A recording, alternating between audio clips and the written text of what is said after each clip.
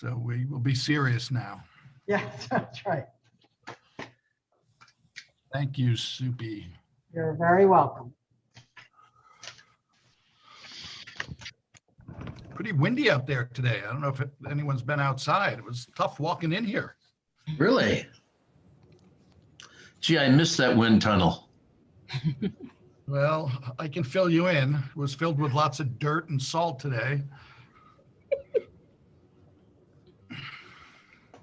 Yep, my car is so dirty. Even when we have these days where it like almost rains, Yeah. it still just gets so dirty. Out there today. I don't know if anyone's been outside. It was tough walking. Uh-oh. No, that's all right. I just shut the YouTube off on my end.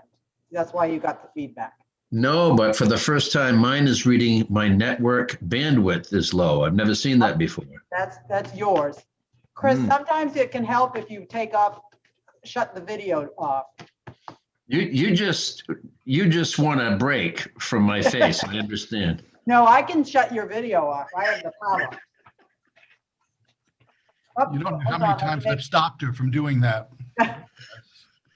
I'm going to give Peggy and Representative Harnett that same power right now.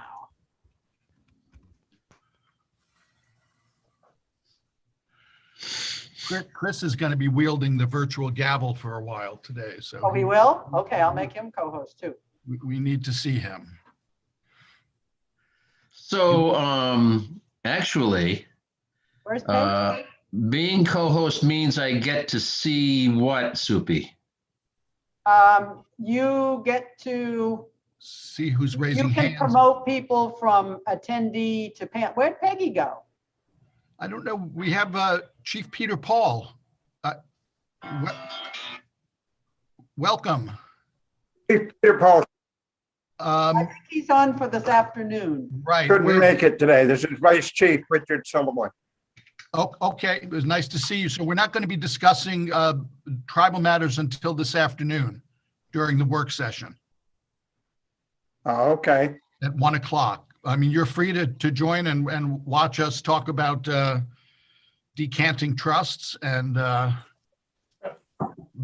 bank cards, but we might have other more interesting things to do. Wait a minute. I'll come back at 1 o'clock. Very good. Nice to see you. We'll see you then. Okay. That was when people were coming on and the things.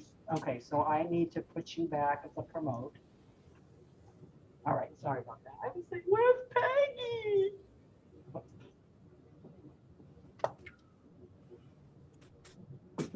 Still waiting for a quorum.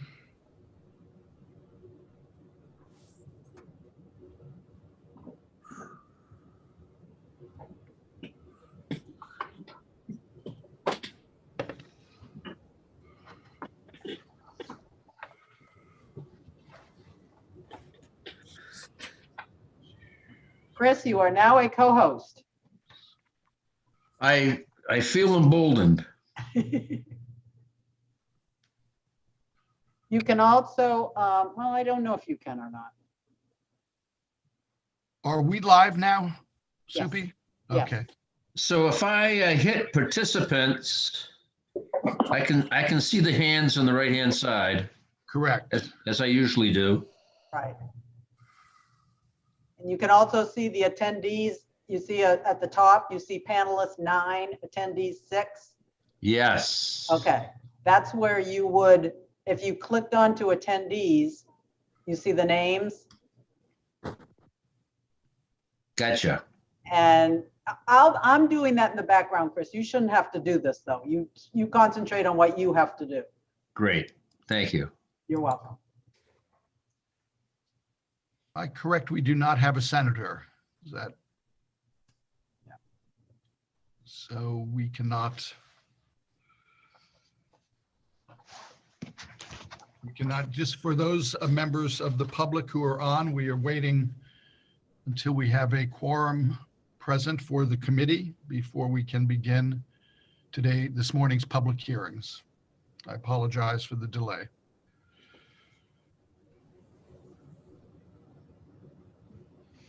Once again, electronic problems this morning. Morning. Hi, Aaron.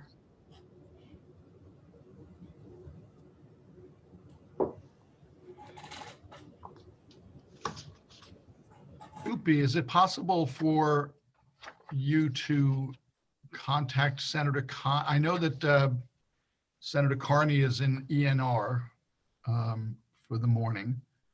Is it possible for you to contact Senator Keim and Senator Sanborn to see if they are available? Yes. Thank you.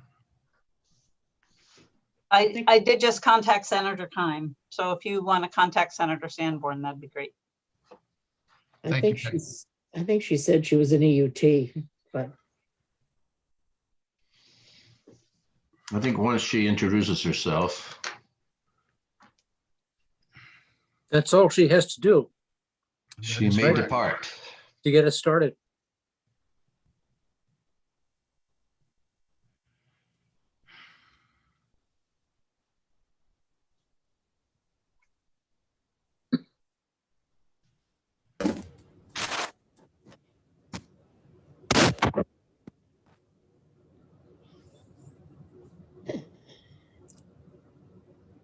I am praying that by next week I'll have a computer again. But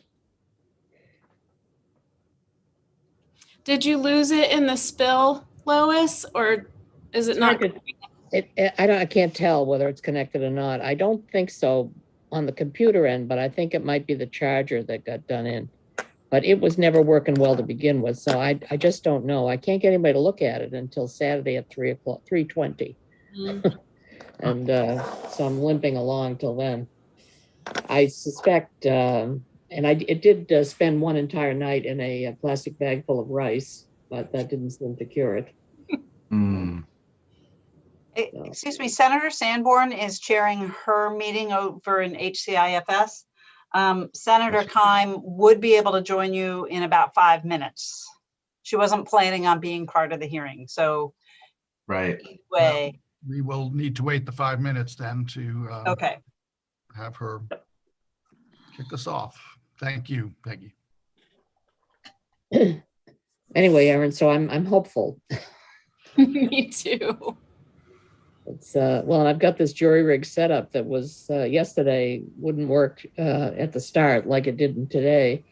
And then I did a workaround and it did eventually work, but at the moment we'll see. I've got everybody on the iPad, but yesterday I had to do the picture on the iPad and the audio on my phone at the same time, Got it.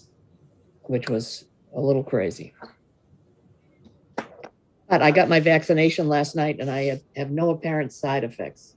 Excellent. Good news. Yeah. Hmm. So, I'm due for my second next week. yeah. Oh, great. My The only parents are getting their first shots this morning in Connecticut. So Nice. Yeah, I had a little problem with the shot itself because she said I jumped and that's why it hurt. But so the shot hurt, which it did not, the first one. But after that, I was fine. So I expected to have a couple of things happen, but nothing did. So good to hear. I'm glad. yeah. So assuming I make it through today, which is also, they say, a problem. So, I had the first shot, I had 20 minutes of a headache. Hmm. And this one I had about a minute of chills. That was it. Well, So that's good, because the Yeah. second one is the one that carries the higher risk of a reaction. yeah, that's what they said. Yeah. And my friends have observed that too, but not uniformly. So I hope it means it's still working, but because I plan to be entirely ready for the session on the 10th. So We have been joined by Senator Sanborn. I understand you have another committee to chair, so I will get us started. So you can leave when you need to, Senator Sanborn. Okay, thanks. Good morning, all. Welcome Thank you. to the Joint Standing Committee on the Judiciary. We are holding 2 public hearings this morning, and we are conducting those on an electronic format. My introduction about that format is going to get shorter and shorter as we go on. Just remember to mute your mics when you're not speaking, and remember that we are live on YouTube, so everything you say and do that can be seen is saved for posterity. I would begin by having the committee introduce themselves, because I know I have some committee members who have to leave to be elsewhere, so I will do that according to the order that you appear on my participant screen. So I would first call on Representative Babbage. Thank you, Mr. Chair. My name is Christopher Babbage. I represent House District 8, which is most of the town of Kennebunk. Thank you, Representative. Representative Kathy Downs. Thank you, Chair. Good morning, everyone. I'm Kathy Downs. I represent District 130, which is Bucksport and Orrington. Thank you, Representative. Representative Erin Sheehan. Thanks, Mr. Chair. My name is Erin Sheehan, and I live in Biddeford. I'm proud to represent House District 12. Representative Moriarty. Good morning, all. I'm Steve Moriarty, live in Cumberland. My district is Cumberland and part of Gray. It's number 45. Thank you. Representative Evangelos. Good morning, everyone. Representative Jeffrey Evangelos. Thank you, Mr. Chair. House District 91, and I live in Friendship. And I'm going to skip to our senators in case they need to leave. Senator Sanborn.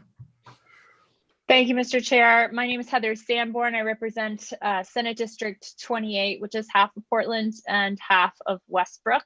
And I'm glad to provide a quorum, and I need to go back to my other committee. Thanks. Thank you very much. I should have gotten to you earlier. I apologize. That's okay. Senator Keim.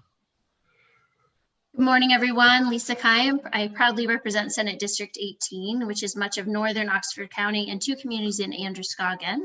And I apologize, I also have a couple of commitments this morning, so I will be signing back off, but joining you as soon as I can.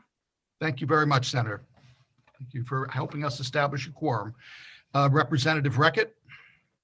Yes, my name is Lois Reckett, and I represent District 31, the ocean end of South Portland. Thank you. And Representative Poirier. Thank you, Mr. Chair. Jennifer Poirier. I represent House District 107, which is all of Skowhegan and part of Madison. Thank you, Representative. Representative Libby. Thank you, Mr. Chair. I'm Laura Libby. I am from Auburn, and I represent District 64, which is part of Auburn and all of Minot. Thank you. And I would like to introduce our committee analyst, Peggy Reinsch. Hi, Peggy Reinsch, Office of Policy and Legal Analysis. Thank you. Welcome, Peggy. And our committee clerk, Supi Panett. Good morning. I'm Susan Panett. I'm happy to see you all. Thank you. Just a couple of things. Again, we're electronic, so as I say every day, something will go awry at some point, but we will deal with it in good humor and keep moving forward.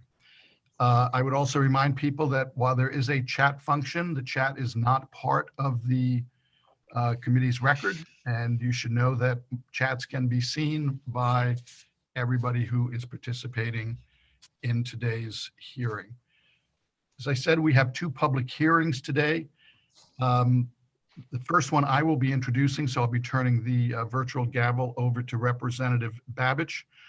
But just as we always do, we will first hear from the sponsor of the bill, any co-sponsors if they wish to speak, and other legislators who wish to speak.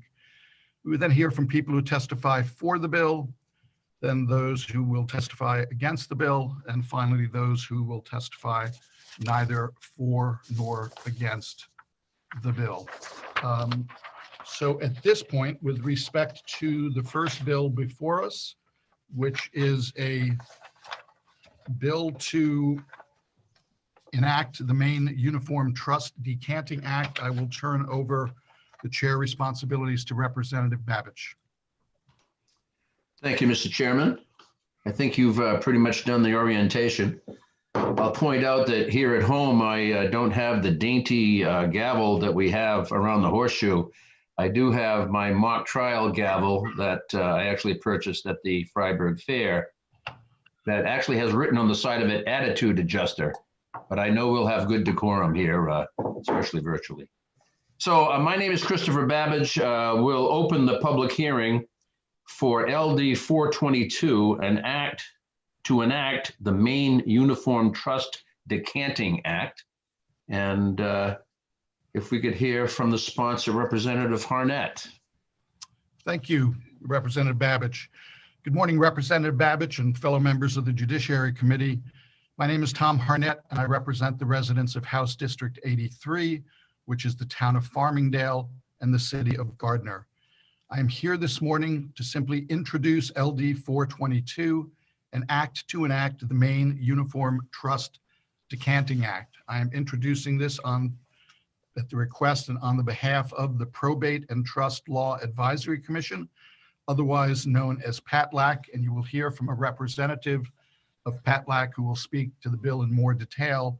And because they will be doing so, I will cede them as much time as they need that would normally be taken by the sponsor. My knowledge about this subject is limited. You will hear, as I said, from a member of PATLAC who will go through the nuts and bolts of the proposal. That said, the Uniform Decanting Act recognizes a nationwide change in statutes regulating trusts. These statutes align with innovations in trust law that seek to make trusts more flexible so that settlers' purposes can be best carried out under current circumstances. The decanting statute provides flexibility by expanding discretion already granted to the trustee to permit the trustee to modify the trust either directly or by distributing its assets to another trust. While some trusts expressly grant the trustee or another person a power to modify or decant a trust, a statutory provision can better describe the power granted, impose limits on the power to protect the beneficiary and the settler's intent, can also protect against inadvertent tax consequences, provide procedural rules for exercising the power, and provide appropriate remedies. The Attorney General or other officials who may enforce the charitable interest may ask a court for instructions, appointment of a special fiduciary who may exercise the decanting power, approval of exercise of such power, a determination that the authorized fiduciary breached its fiduciary duties, a determination that the savings provisions apply, or a determination that the attempted decanting is invalid. Were I continue to speak beyond this point, I would be doing a disservice to the committee, to the members of PATLAC. So I will stop there. I thank you for your time and attention to this matter. I will do my best to answer any questions you might have, but I would recommend that you wait till you hear from Molly Liddell of PATLAC, who will be in a much better position to answer your questions. Thank you, Representative Babbage. Thank you, Representative Harnett. You went into much more detail than I was expecting. I'm quite impressed. Are there any questions for the sponsor? I'm tempted to ask you about the remaining 80 pages of this bill, Representative Harnett, but I would recommend you resist that temptation, but you are the chair at the moment, sir. Not for long, I can tell. Thank you very much. Seeing no questions, Supi, I don't believe there are any representatives in attendance that would want to speak to the bill. So I will ask if there's anybody in support of the bill that would like to testify.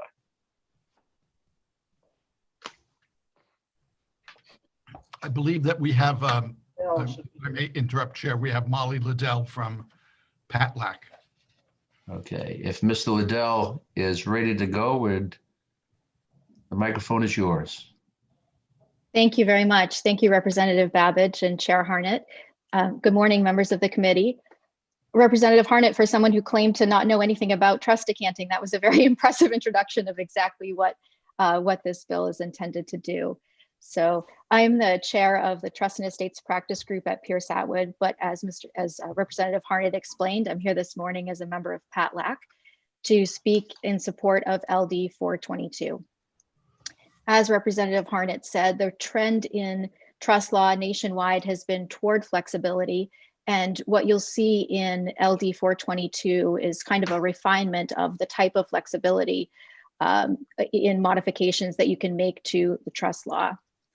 I submitted as my written testimony 2 pieces that were actually prepared by the Uniform Laws Commission They did such a nice job, sort of like the act itself. They did such a nice job that we tried not to reinvent the wheel and provide you with the materials that they have put together as part of their enactment kit. So you have both a summary of the Uniform Trust Decanting Act and a piece called Why Should My State Adopt the Uniform Trust Decanting Act? The main Trust Decanting Act that's proposed in LD 422 has very little deviation from the Uniform Act itself. There were a couple of very minor places where we thought Maine would benefit by a slight deviation. I can go into detail on those if you would like. But our overwhelming, the guiding principle was to adhere to the Uniform Act unless we felt there was really an overriding concern. It's very well done. A lot of thought went into that. And of course, the benefit of having law and commentary from states across the country is very helpful as you move forward if this is enacted and we're interpreting it and using it. So since you do have the benefit of those materials prepared by the Uniform Laws Commission, I didn't plan to go into a whole lot of detail on the act itself, but I will give you an overview on what trust decanting is and why PATLAC thinks that LD 422 would be good for Maine. So first, what is decanting? As it sounds, the root is just what you think it would be as you decant a bottle of wine into a different container to improve the character and flavor of the wine. In trust decanting, you essentially pour the assets of an existing trust into a new container, which is the new terms of the trust to improve something about it. It can be used very surgically as a single trust amendment. You could change a word or a sentence of a trust through decanting, or you can pour it over into entirely new trust. So why would we want trust decanting in Maine? Again, as Representative Harnett pointed out, flexibility has become really a nationwide trend. It's been followed in Maine. We have adopted the Uniform Trust Code in Maine, which provides for a lot of flexibility in the trust law. It allows for modification of what used to be irrevocable trusts in a number of ways, but they require some version of agreement by all trustees and beneficiaries, or in some cases still court intervention. I recently had a matter where we wanted to make a very minor technical tax change to a trust that had been drafted decades ago. Every one of the beneficiaries was in favor of it, but we had to go to court to have it approved. It went smoothly, it was fine, but that's expensive and it's time consuming. And you end up having the probate court have to hear things that, really in some instances, it's not a good use of their time, because the only reason we're there is because there was some technical reason why the agreement among beneficiaries wouldn't work. The other reason why we feel decanting would be a helpful complement to the trust code as it exists is that there are some tax reasons why you don't want to have beneficiaries affirmatively consent to a change, even when they very much want the change. It can sometimes create adverse tax consequences for a beneficiary to take a position saying, I want to make such a change in a trust, because by taking that affirmative step, that can have tax consequences for him. So the primary difference between what trust decanting would do compared to what we already have is that trust decanting allows the trustee to unilaterally make the change without court involvement, without the beneficiary. So probably your next question is, why the heck would we want the trustee to be able to change the trust? What if the trustee does something that's not in the best interest of the beneficiaries? What if this is different than what the grantor intended? One of the things we really like about the Uniform Act is that it allows for decanting, and it also specifies when you cannot decant. So there are two different sets of rules for the types of decanting you can do in a trust where the trustee has limited discretion. You can make only very minor changes, administrative and tax changes, but you cannot change the beneficial interest for a beneficiary. In a trust where a trustee has broad, unlimited discretion, you can change an interest for a beneficiary. So there are two different categories of trusts in the Act. But in either event, in either type of change, the trustee is always obligated to its fiduciary duty and always obligated to carry out the interests of the original trust. So you should never see a modification that changes the purpose of the original trust or that hurts a beneficiary in any way. And there is a provision in the act to provide notice to beneficiaries and give them an opportunity to object. Just very quickly on the history of the Uniform Act itself, the Uniform Laws Commission created it in 2015. It has been adopted in 10 states. Right now, in addition to Maine, Massachusetts and Montana are considering its adoption. And that's just the uniform version. There are 29 states that have some version of a decanting act. In Maine, where we're starting with a blank slate, it sure makes a lot of sense to look to the Uniform Act. In other states where they have their own longstanding decanting acts, it's obviously more complicated to switch over to the Uniform Act. But that's why we think it would be a good place to start in Maine.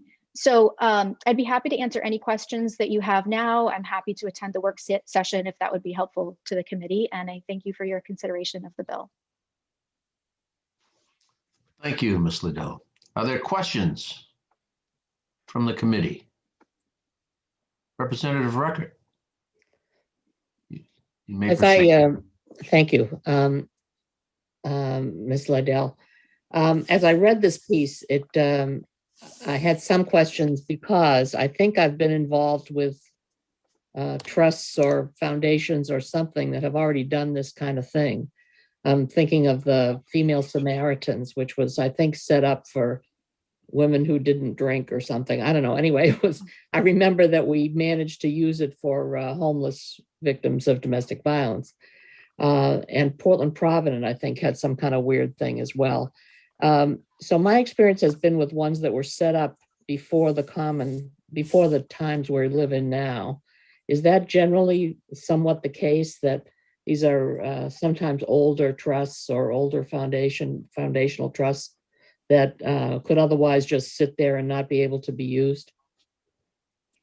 Yeah, that's exactly right. You know, when you create a trust that lasts for generations, people are still administering it generations later. So, you know, we're administering trusts that are 2 paragraphs long, and they're nothing like a trust that we draft today. So sometimes just modernizing the trust terms, the trustees' powers, tax provisions, you know, it's not very glamorous stuff sometimes, but that is a lot of what it is. You also raised 2 other important points. One is that this act actually does not apply to fully charitable trusts at all. This cypre is a whole legal concept that allows modification of charitable trusts. You can decant a trust that has some charitable interest, but it doesn't apply to fully charitable trusts. So those are not at issue here, not a concern. But the other thing I think you raised that is helpful to think about is you said something about this is already happening. And I don't know if you just meant modification generally, which is certainly already happening, but also trust decanting is already happening, because some people would argue that when a trust says you can make distributions to or for the benefit of Molly Liddell, that you could say, well, for the benefit of Molly Liddell, I'm going to put this money in a totally different trust. Others would say that's a bridge too far. But my point is, some people say that decanting exists in common law. It can be derived from the terms of the trust, and they're doing it. So, okay, we're not doing it with any ground rules. So what this statute does is say, here's where it's okay to decant, here's where it's not okay to decant. If you're going to decant, you need to provide notice, you need to, follow certain steps. So it's not that no one in Maine has ever decanted, it's that we haven't had a statute that sets forth when you can and can't decant. That makes sense. Yes, it does, actually. Thank you. Thank you, Representative Record. Are there others that wish to ask the witness any questions? Ms. Liddell, you actually answered several that I had, and I appreciate that. As you mentioned taxation, is the state, is there a fiscal consequence of this for the state? Can you tell me regarding the collection of taxes? What I can't tell you is whether it's been determined whether there's a fiscal note or not. I can't see that there would be a fiscal consequence here, because the types of changes that you would do in decanting those aren't new. It's just a different way to get there. So it's not like once there's decanting, you can make something, you know, more favorable to a taxpayer in a way that you couldn't before. You couldn't, not that you couldn't get the same result before, it's just that you would have had to go to court, or you would have had the beneficiaries have to sign on. So again, I can't tell you whether there will or will not be a fiscal note, but I'd be very surprised because I don't see how it could have a tax impact like that. The tax impact would be more related to, you know, the estate tax, like a gifting consequence to if a beneficiary consents to having their interest skipped in a trust, is that a taxable gift to them? And Maine doesn't even have a gift tax. So if anything, there'd be a very tangential impact that, again, it's not brought into existence by this. It would just be a different way to get to the same result. Thank you. And could you clarify for me, is the advantage of adopting this bill the facility of adjusting legal documents? I mean, what would be the consequence of non-adoption? Yeah, well, we're living with non-adoption, right? We've never had the decanting statute before. It's really another tool in an estate planner's toolbox.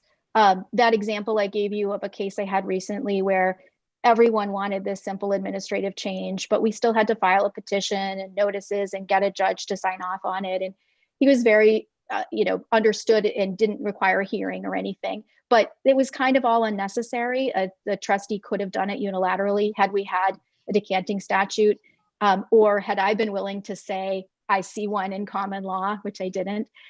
So, this is a nuance. It's a benefit that we could add to the trust code that I think, and Patlack believes, would be helpful to beneficiaries. One part we have not gotten into, but an important part of this act is for beneficiaries with disabilities. The decanting opens up a whole new way to create a supplemental needs trust for a beneficiary with disabilities that doesn't exist now. And to Representative Reckitt's earlier point, sometimes when you're dealing with these old trust codes, old trust instruments, you have a benefit for someone who's, the great grandchild, and that person ends up having special needs and, requiring and qualifying for some sort of governmental support, but the benefits might disqualify them from that support. So if you can use this decanting act, if we had this act, you could create a supplemental needs trust for that individual, allow them to still recognize the benefit of the trust assets without compromising their eligibility for disability benefits. So that's an area that's also a great benefit of this. But to answer your question, this is not a really kind of monumental change to the trust law. It would be a very nice tool to have. There are times when having the trustee be able to amend the trust rather than use a non-judicial settlement agreement or a judicial change, which are our options under current law, that would be very helpful. And because of the way the Uniform Act is written and because of the guide rails they put on, it's hard to see any downside. And as I said before, there's almost more risk to not having it because those who are decanting are doing it without any guardrails. So it's nice to just have, shared definitions, terms, procedures that we can all agree this seems like a reasonable way to allow for decanting without, and at the same time recognizing that there, need to be some limitations to it. Thank you for that. Are there other questions for Ms. Liddell? Seeing none, thank you very much. Appreciate that. Thank you very much. It was my pleasure. Bye-bye. Are there others who are in support of this bill who would like to testify before the committee? Seeing none. I want to make sure there's. Is there anyone that would like to speak in opposition to LD 422, I believe, is that right? Seeing none, is there anybody who wishes to speak neither for nor against?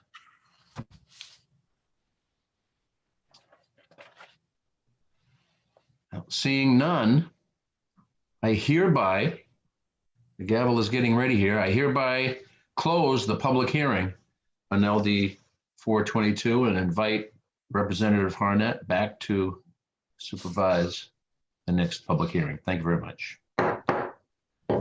Thank you very much, Representative Babbage. I need to get a gavel in here. You've outdone us, but I appreciate you taking this on.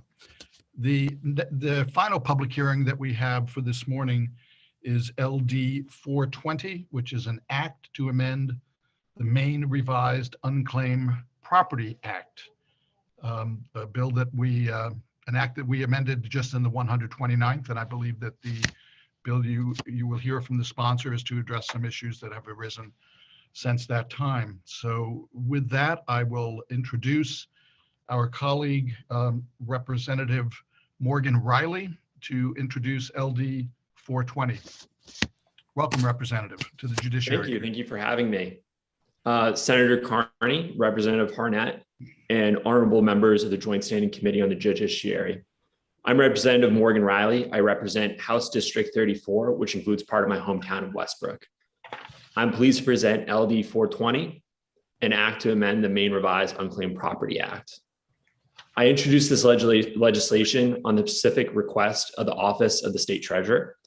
LD 420 makes two clarifying changes to the Revised Uniform Unclaimed Property Act, which I'll refer to as RUPA. I understand this committee spent substantial time on RUPA in the 129th legislature. LD 420 has two distinct parts. The first part clarifies the intent of free restrictions on store value obligations. Store value obligations are instruments such as preloaded cards. Current language in RUPA has been interpreted by some card merchants as not allowing certain longstanding allowable fees related to these cards. LD 420 clarifies which fees are permissible and which fees are not. Some further amendments may be necessary, but the second part of the LD 420 corrects what may have been a language error in RUPA. LD 420 clarifies that with regard to accounts at financial institutions, automatic reinvestment of dividends or interest or automatic withdrawals of fees do not prevent the account from being considered dormant or unclaimed. This will prevent certain financial accounts from never being reported as unclaimed property or being depleted by automatic fees. These issues are highly technical, and the Treasurer's Office will be testifying, and I respectfully defer any questions to them. Thank you so much for your time. Thank you very much, Representative Riley. Are there members of the committee that have a question for the representative?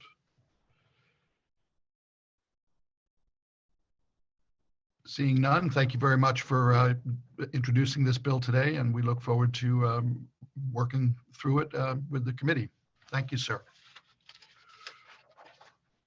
I will now turn to, I have some folks listed who are testifying in favor of the bill. One will test my ability to pronounce names, but we had testimony submitted by Laura Hudson of the State Treasurer's Office, but it's my understanding that Jeff Chetkowskis will be testifying on behalf of the State Treasurer. I would welcome Mr. Chetkowskis to the floor.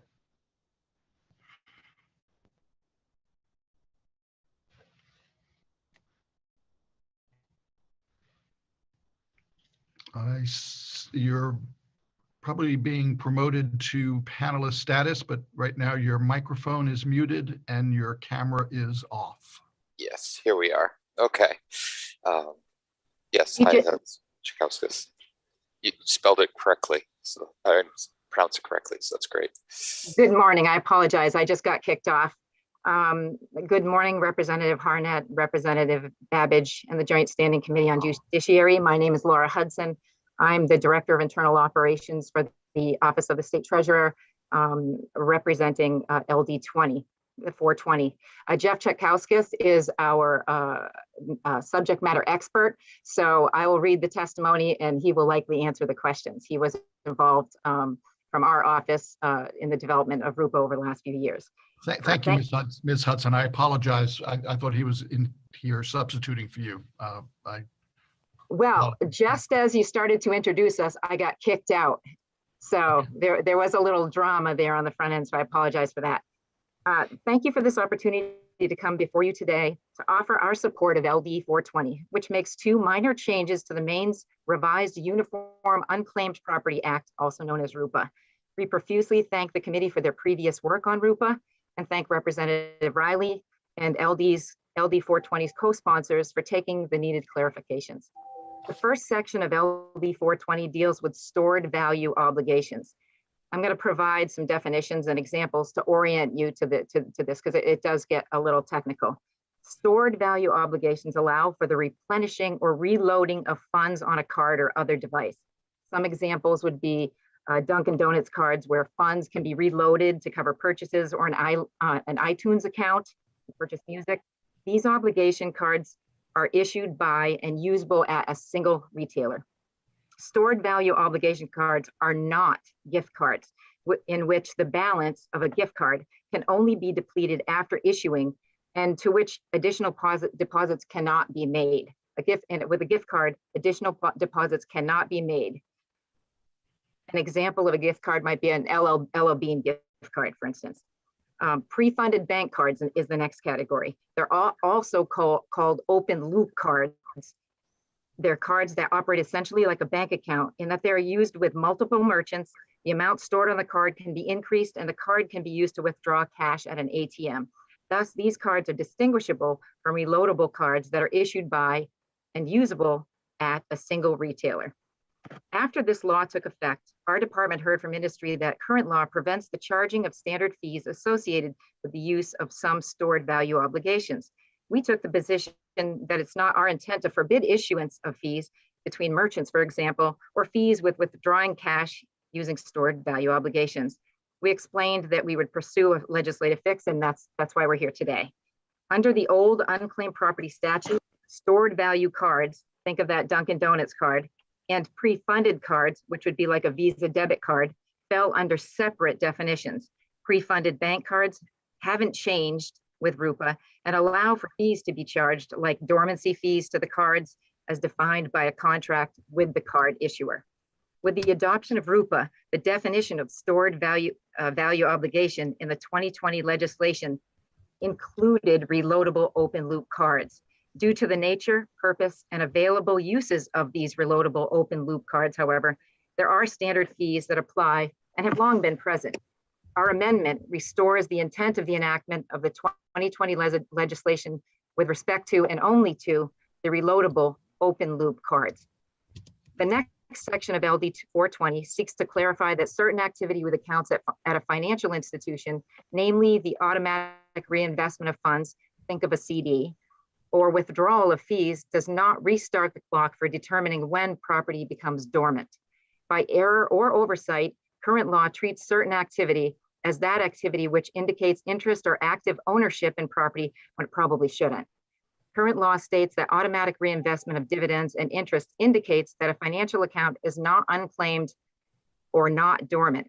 An example of this would be a savings account where there's monthly interest, or a CD with dividends that might be automatically reinvested. It's possible that the owner of either account is deceased or disconnected from the account, but it continues into perpetuity as if the owner was involved and therefore never becomes escheated.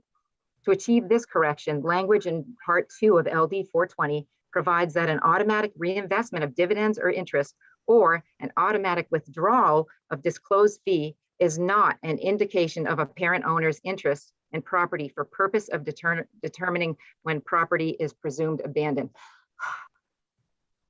Thank you very much, Ms. Hudson. Am I correct that you would prefer questions directed to Mr. Chetkowskis, or are you prepared to answer questions from the committee as well?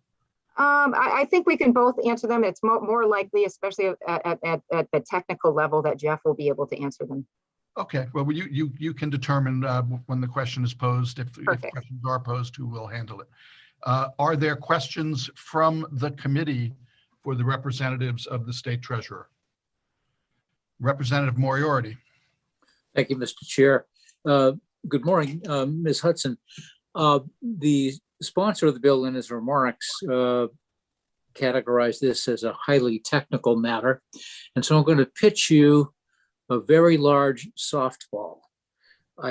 Your written material was very helpful and took me a long way toward understanding what this is all about. And I just need to ask you for the record whether the bill, which is not nearly as clearly written as your own remarks, does in fact do everything that you want it to do and said that it does do.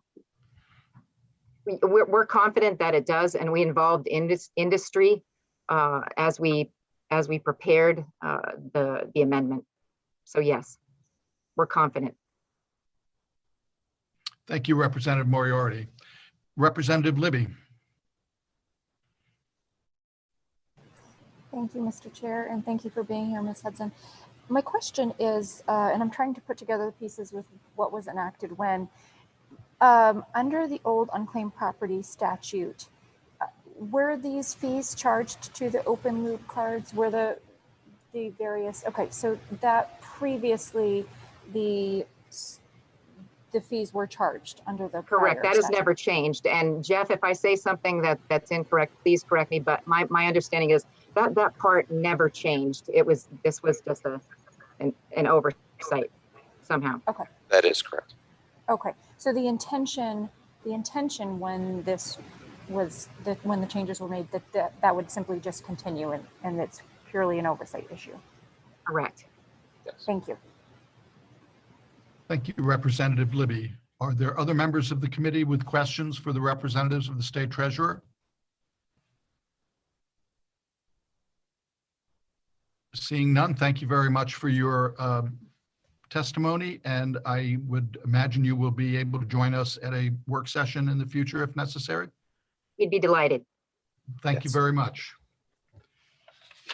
The next person that I have on my list of speaking in favor of this bill is Ann Robinson, representing American Express. Ms. Robinson, the floor is yours. Thank you, Representative Harnett, members of the committee. My name is Ann Robinson. I'm a lawyer with Pierce Atwood, and I am here in support of this bill on behalf of American Express. And let me just say at the outset that I am only speaking to Section 1 of the bill. We have no, Section 2 is not of relevance to American Express. So my comments are specifically on Section 1.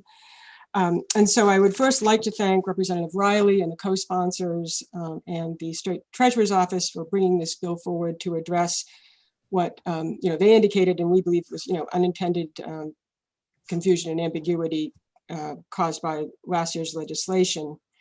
As a threshold matter, I just want to emphasize that the concern that we have does not pertain to the treatment of unclaimed property. We have no issue with the unclaimed property law per se. Rather, our concern is with respect to the effect of the 2020 legislation on the fees that apply to reloadable open loop cards in the course of their ordinary and active use. I won't repeat everything that the treasurer's, that Ms. Hudson said in her testimony and in the written statement. I think that really describes the problem. I'll just add a little other maybe color to it. These products essentially function as an alternative. You could think about it as an alternative to a bank account in a more limited sense, but they provide an important financial option for consumers in Maine. So again, what we're really seeking is just restoration of the status quo ante of the enactment of the 2020 legislation with respect to and only to the reloadable open loop cards and the fees that are attendant to those as they are used in ordinary commerce. We're not seeking any kind of exemption from the unclaimed property law itself. But if we can't offer the product, unclaimed property, frankly, becomes a moot issue. So with that, I'll close. I thank you for your time today. I'm happy to answer questions. I'll be available at the work session. Thank you. Thank you, Ms. Robinson. I'm checking our submitted testimony. Did you submit written testimony on this? I didn't, but I'm happy to if that's helpful. It would be helpful just so we have the complete record of your views. And I have one quick question, and it's based on Representative Moriarty's question to Ms. Hudson. The bill is shorter than the testimony. This is often the case. Does the bill accomplish what you were hoping it would accomplish from your perspective? Sorry, Director. Yes, it does. Thank you. Thank you. Representative Libby. Thank you, Mr. Chair. I just, one piece of what you said, the ability to offer these cards, because there's no extra charge when someone buys one of these cards. So the value to providing an open loop card like this is in charging those fees. Is that correct? Without the fees paid, how does whichever entity is offering them get any kind of compensation? Representative Libby, I didn't hear the very end of your statement, but let me just say what I thought I heard you ask, which is whether these fees are necessary for the offering of the cards. Yes. Thank you for clarifying that so clearly. You're welcome. Well, I think with this shield too, it's just harder to hear your voices all. Sure. So yes, they are. I mean, frankly, it's the only way that these products are economically feasible. I mean, there are costs that are associated with the various ways in which the cards are used. And different consumers will put them to different use. One might use them to withdraw money from an ATM, another one might not. One might use them internationally where there are foreign currency exchange fees applicable, another consumer may not. But it's the nature of the product. And again, what we're talking about are the fees that one incurs in using the product. This has nothing to do with what happens if it's, abandoned property. Right. So just one follow-up, if that's okay, Mr. Chair. So absolutely, Representative Libby. Thank you. In the interim, then, have the fees continue to be charged, or is it kind of some retailers have charged the fees, some have not? Has it been kind of with how folks translate the change in the law, and this simply brings it back to the uniform status? So I can't speak to what all businesses have done, and this isn't necessarily at a retailer, level or point of sale, although it could be, I guess, in some instances. But based on the guidance and position of the Treasurer's Office, these cards have continued to be in use. But I think the industry as a whole believes that, or at least speaking for my client, that it's important to clarify the actual language of the statute. Thank you. Thank you. Thank you, Representative Libby. Are there other questions from committee members for Ms. Robinson? Seeing none, thank you very much for your testimony. Thank you for providing it in written form to us, and we look forward to seeing you at the upcoming work session. Thank you all very much. Bye. Is there anyone else in attendance that would like to speak in favor of LD 420? Committee Clerk, am I missing anyone? Susan? You are not. That is everybody on the list. Thank you. Are there any individuals who would like to speak in opposition to LD 420? Seeing none, are there any individuals who would like to speak neither for nor against LD 420? Seeing none, I want to thank the committee members for their attention, thank the sponsor and all those who spoke in support of the bill, and I now call the public hearing. I will now close the public hearing on LD 420. Thank you very much for your time and attention. Committee members, we have a break until our work session at 1 o'clock, so enjoy your time. I will point out that it was mentioned to me that I've not provided an opportunity at the close of hearings to invite comment from committee members about issues that might be on their mind related to the committee. And I want to let you know that I will do that moving forward. It makes more sense at the end of the day, but if there is anybody who wants to address a issue related to the committee, I'd be happy to take that comment at this time. Mr. Representative Evangelos. Thank you, Mr. Chair. And we can do it whenever the chairs want, but I just want to, I want to get a better picture in my mind of what Monday's going to look like. If the chairs are going to be presenting direct testimony, or if it's more of a roundtable discussion with the Appropriations Committee. You want to talk about it later, or you want to do it now? I would prefer to talk about that later when Chair Carney is available as well. Thanks a lot. Okay, thank you. Anybody else? Seeing none, it gives me great pleasure to end our morning session before 11 o'clock. I will see you all when we gather again at 1. Thanks very much, committee members and staff. Bye-bye. Thanks. And Thank you. if you're going to leave your videos, your link up, just remember to shut off your camera and mute your microphone. Take care.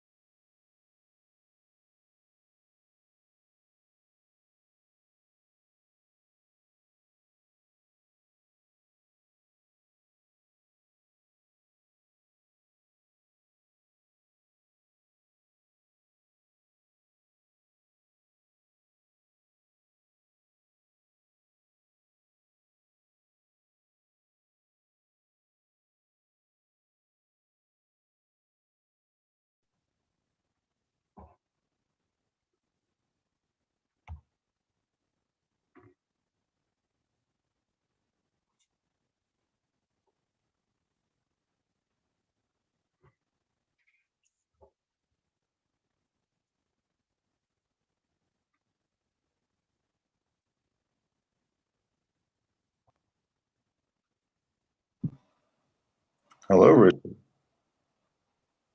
Hello. You look like you're here on an official capacity with it's not even your name.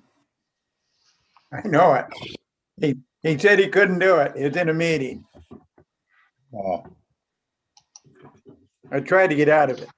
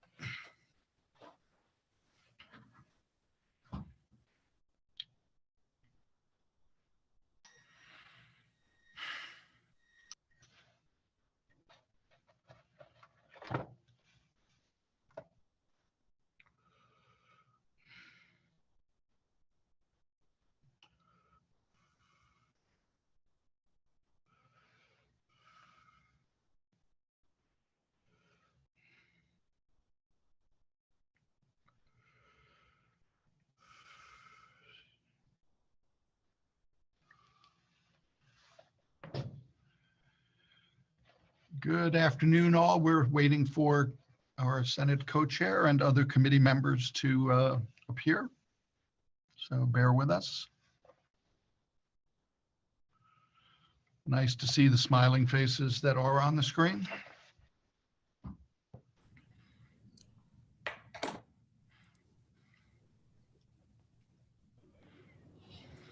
That break felt very luxurious. Don't get used to it. I won't.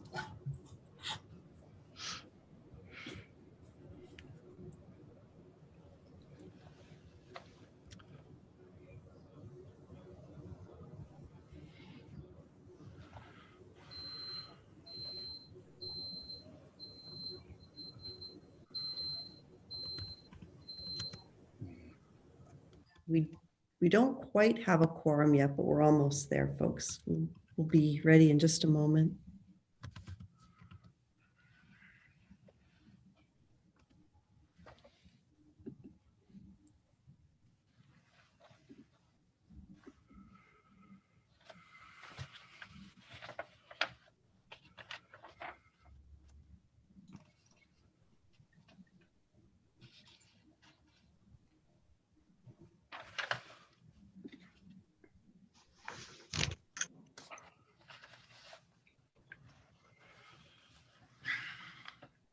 All right, well, we definitely have a quorum now. This is going to be our first work session. And so I'm going to go through some of the ground rules initially in more detail than we will as we get used to doing work sessions. But so we currently have a quorum. I'm Senator Ann Carney, and I'll be presiding over the work session for the Joint Standing Committee on the Judiciary.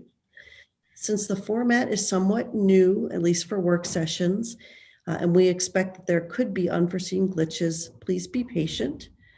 We think that things will go pretty smoothly today, and we know that we always have room to improve. The purpose of a work session is for the committee to receive information from our analysts and others in order for us to consider the legislative proposals before us and to make recommendations or reports to the legislature. Only committee members, the committee analyst, and those who are specifically invited to attend and called on to participate will be participating in the work session. For members of the public wishing to observe the work session, it's being live streamed on the YouTube channel and will also be recorded for viewing after the meeting has concluded. We're broadcasting the audio of this as well on the legislature's website. Here are a couple important reminders. First of all, with the video and audio streaming, this is something we're all quite used to at this point. The YouTube live streaming is accessible to the public. It has already started and it will continue throughout our day's work. So if we do need to take breaks for all of those who are participating and on the screen, please turn off your video and audio during the breaks. In general, if you are not speaking during the work session, please keep your microphone muted. And also please check to make sure that your name appears properly on the screen. So for example, I have to change mine to indicate that I'm Senator Ann Carney, which I'll do in just a minute. This is a public meeting, and I have to remind you that while we are meeting, discussion must happen on screen and not by way of the Zoom chat. The Zoom chat is not part of the official record of the meeting, and we won't use it for anything substantive. You may use it to indicate a technical glitch, however, and we'll try to help you. And then if you're having technical difficulties and aren't able to use the chat, please contact the committee clerk through email, and we will try to help you out as best we can. This is how members will be called upon during the meeting and for purposes of voting. Members will speak with leave of the chair, so same as we do in a public hearing. Materials have been provided electronically for this meeting and everyone should have access to them. We may at times ask our analysts to engage in screen sharing as we work our way through the documents and the bill analysis that have been prepared. When it comes time for the committee to vote, we must have a quorum that is 7 members present for a vote, including 1 senator. And then in order to be present, either for purposes of a quorum or for voting, you have to be both visually verifiable as yourself on the Zoom screen, and also have to audibly indicate your vote either by a show of hands or by voice vote. Committee introductions. I think since everybody introduced themselves this morning, I think that we will proceed without committee introductions. And I will now open our first work session on LD 159. Before you start, I just want to say that I'm sitting in for Chief Peter Paul. This is Vice Chief Richard Syllaboy.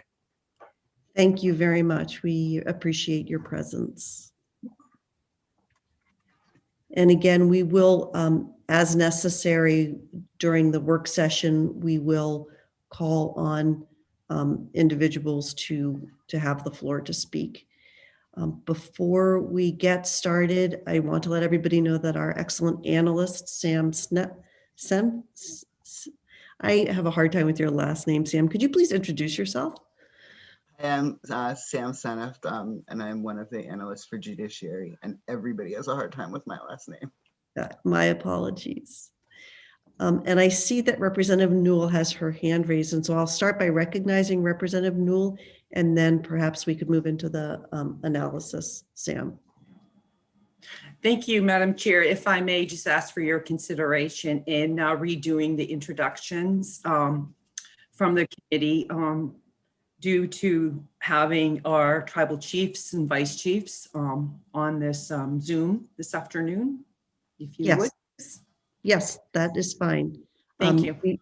We will do introductions, and I do not have my committee list, which I usually follow the order. So I'm just going to call people on the screen and do introductions that way. So you, Representative Newell, could you proceed with your introduction? Absolutely, since I suggested it, and I appreciate your consideration. Good afternoon, everyone. I am Rena Newell, the Passamaquoddy Tribal Representative for the Passamaquoddy Tribe, of course. And I would just like to say good afternoon to everyone and to welcome our vice chiefs and our chiefs, and of course, Ambassador Dana and Mr. James Francis of the Penobscot Nation. Thank you. Thank you. Representative Sheehan? Thanks, Madam Chair, and welcome everyone. My name is Erin Sheehan, and I live in Biddeford. I represent House District 12. Thank you. Vice Chief Syllaboy?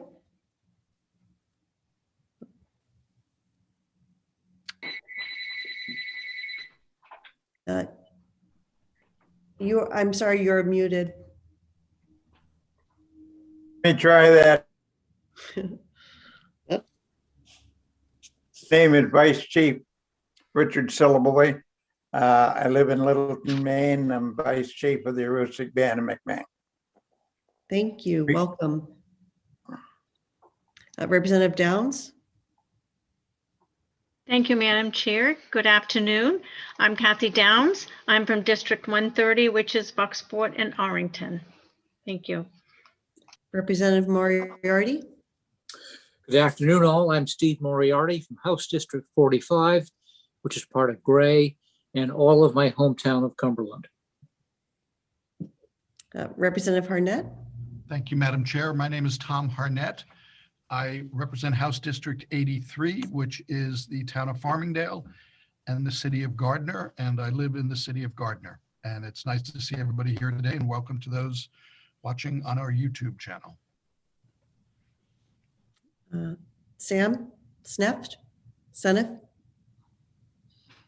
Samuel Senef, legislative analyst. Thank you. Vice Chief-elect Ernest, and I'm sorry, your last name is not showing on the screen. Yes, thank you. Good afternoon, everyone. Vice Chief-elect Ernest Neptune for the Passamaquoddy Tribe at Pleasant Point, and I live here at the Pleasant Point Reservation. Thank you and welcome. Representative Poirier? Thank you very much, Madam Chair, and welcome everybody. Jennifer Poirier. I represent District 107, which is all of Skowhegan and a part of Madison. Thank you. Next, I have James Francis, and I'm sorry if I'm not including an appropriate title, but you may introduce yourself. Hi, I'm James Francis. I'm the Director of Culture and History for the Penobscot Nation. Thank you very much. Welcome. Representative Babbage? Yes, how do you do? My name is Christopher Babbage. I represent House District 8, which is most of the town of Kennebunk. Representative Evangelos? Thank you, Madam Chair. Welcome, everyone, and welcome our First Nations. It's good to see you. It's Representative Jeffrey Evangelos, House District 91. I live in Friendship. Representative Libby? Madam Chair, I'm Laura Libby. I live in Auburn and I represent District 64, which is part of Auburn and all of Minot. Representative Reckitt? Afternoon. My name is Lois Reckitt, and I represent District 31, which is the ocean end of South Portland. And I just wanted to mention that to Vice Chief Syllaboy that the last time they let me out of my house, I think, was when I was at the Aroostook Band of Micmacs last winter. So it's good to see you again. Thank you. Ambassador Dana? Thank you, Madam Chair. Good afternoon, everyone. My name is Molly and Dana, and I serve as the Tribal Ambassador for the Penobscot Nation. Welcome. Senator Keim? Good afternoon, everyone. My name is Lisa Keim, and I proudly represent Senate District 18, which is much of northern Oxford County and 2 communities in Androscoggin. Chief Kirk Francis. Hi, everyone. Good afternoon. Chairwoman Carney, Chairman Harnett, the rest of the committee. I appreciate being here today, and I serve as the Chief of the Penobscot Nation. Thank you. And our analyst, Peggy Range, would you like to introduce yourself? Hi, I'm Peggy Range. With Sam, I'm one of the analysts for the Judiciary Committee. Thank you. And then our clerk, Susan Panett. Hi, I'm Susan Panett. I'm the clerk with the Judiciary Committee. Welcome, everybody. Thank you. And I'm Senator Ann Carney. I represent Senate District 29, which is the communities of South Portland, Cape Elizabeth, and a little bit of Scarborough. I'm very happy to be here today. I'm delighted with the presence of our guests. And we will begin our work session today by taking up LD 159. And Sam, the process is that Sam will introduce us to the legislation, and then the committee will discuss it among ourselves. And if we do have questions for other participants, we will request your contributions. Go ahead, Sam. Senator, would it be okay if I go ahead and share my screen? Yes, please. Thank you.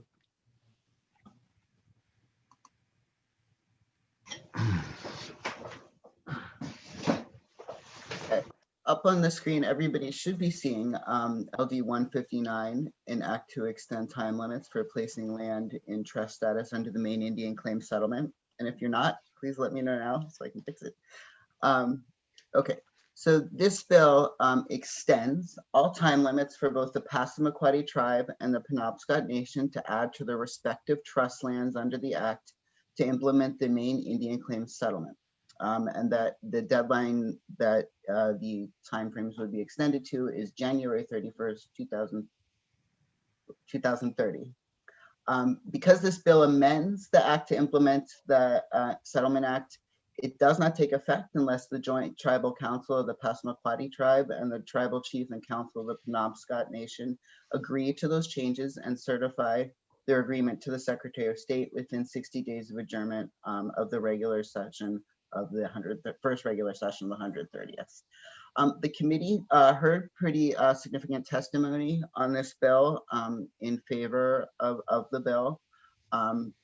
We heard from Representative Wood, Representative Newell, Ambassador Dana, Paul Tebow of Mitzik, Matt Moonen, Shirley Hager, Michael Kabidi, Eileen Curtis Kleiman, and I think that's everyone. And all of the testimony was in favor of the bill. We heard neither for nor against testimony from the Attorney General's office, and he made the point that this was a policy decision for the legislature to take up. The bill itself does not have any technical or legal problems that I was able to identify. There was some information requested by the committee. First, information on the trust land acquisition process was requested. Representative Newell had provided in her testimony a link to the BIA trust process. I have included the link in those materials, and in a little bit, I'm going to go over the trust process in a bit more detail so that the committee can understand what that entails. It should also be noted that the certain lands are considered to be mandated land claims under the MIA, and those are subject to an expedited trust process. Outside of those lands, there is the possibility of discretionary land claims, and that process is more onerous. There is also language in the Settlement Act that requires the tribe and nation to obtain state and local government approval to place certain lands into trust status. So there's very specific language in the act that dictates that process, which is kind of above and beyond the usual process for trust status. Information was requested as to whether the Holton Band of Maliseet Indians and the Aroostook Band of Micmacs are subject to the same time limitations. They are not. And additionally, information was requested about the barriers that the tribes have experienced in trying to obtain lands under the Act. And I spoke to a number of folks about those challenges. And there are certainly folks here who can speak in much greater detail about those challenges, but just briefly, some of the challenges stated were that the settlement funds, being that the funds were received in 1980, are not worth as much now as they were, and interest has not really been generated on those funds. Land itself, of course, is expensive and has gotten more expensive over time.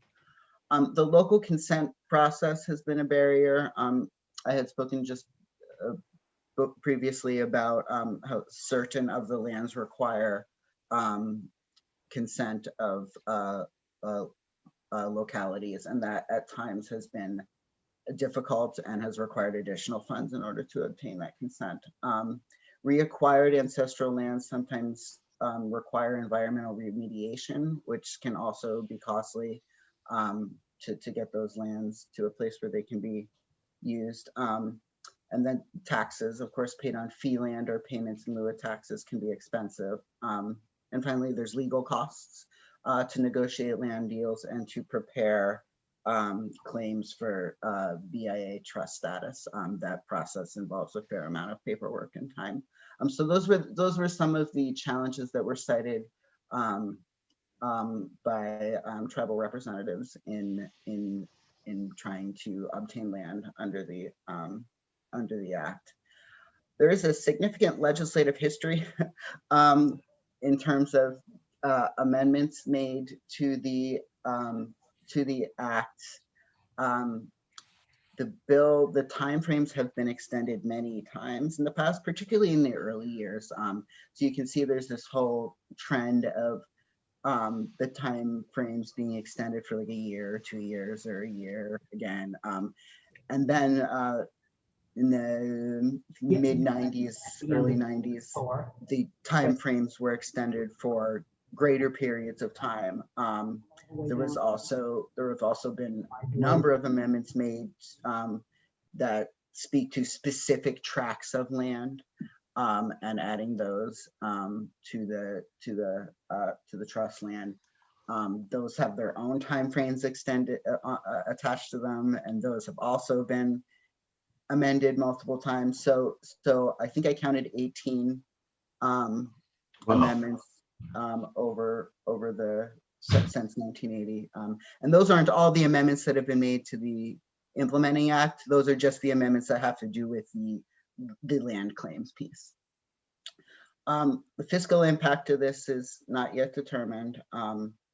There was not a preliminary fiscal on this. I did include a link to the current state law. That's the Sam? relevant. Yes. Could I interrupt you for just a moment? Yes, on the previous legislation, the previous extensions, was there ever a fiscal note? I looked and I didn't see any fiscal notes. Great, thanks. This link to the CFR is the requirements for trust status, so that will get you into the weeds of the process on placing land into trust status. Representative Newell kindly provided a link on the legislative history of extension of land claims. So that brings you to a whole page of history, legislative history. I added to it by adding some more recent bills because it's a little bit dated. It also includes some other amendments to the Act. So that is a really good resource. And then also provided by Representative Newell a link to the BIA trust process. Additionally, I had put this together. It's very brief, but it tries to provide an introduction to the trust land acquisition process and provide some terminology. We had used this last session. So this, it provides some definitions of reservation land, trust land, restricted fee land, which can get confusing. So I thought I would put that in there for your reference. There also just points out the difference between mandatory and discretionary trust lands acquisition, as well as the difference between on reservation and off reservation trust land acquisition. It gets very complicated very quickly. I think that what I found most helpful is this chart, which I snipped off of the BIA webpage. It is a flow chart of this is the typical process. So the fee to trust process for discretionary acquisitions. So this is what the steps that a tribe would need to complete with the BIA in order to get a land placed into trust. So it is really quite a process to do that, and it can take a few years to get through the trust process, and sometimes longer if there are problems in the process. So the BIA website is actually laid out quite nicely. It does, it provides a lot of information and a lot of resources to help understand this process. So it is, if it's something you're interested in getting into the weeds, and it's certainly worth perusal. So that is, sorry, I won't read these, they're kind of tiny, but there's also some nice frequently asked questions here as well that are worth taking a look at. So that is what I have in terms of background info. I know that there are some potential amendments. Representative Newell has an amendment that she would like to present, and there may be another amendment as well to be presented to the committee. So I will stop there for now. And should I unshare the screen? Is it easier to see people if I unshare? Yeah, please unshare the screen so that we're all kind of together again in the room. And I see that Representative Reckitt has her hand up, and I would like to give Representative Newell a chance to discuss her amendment. Representative Reckitt, you may go ahead. Oh, you're muted, Lois.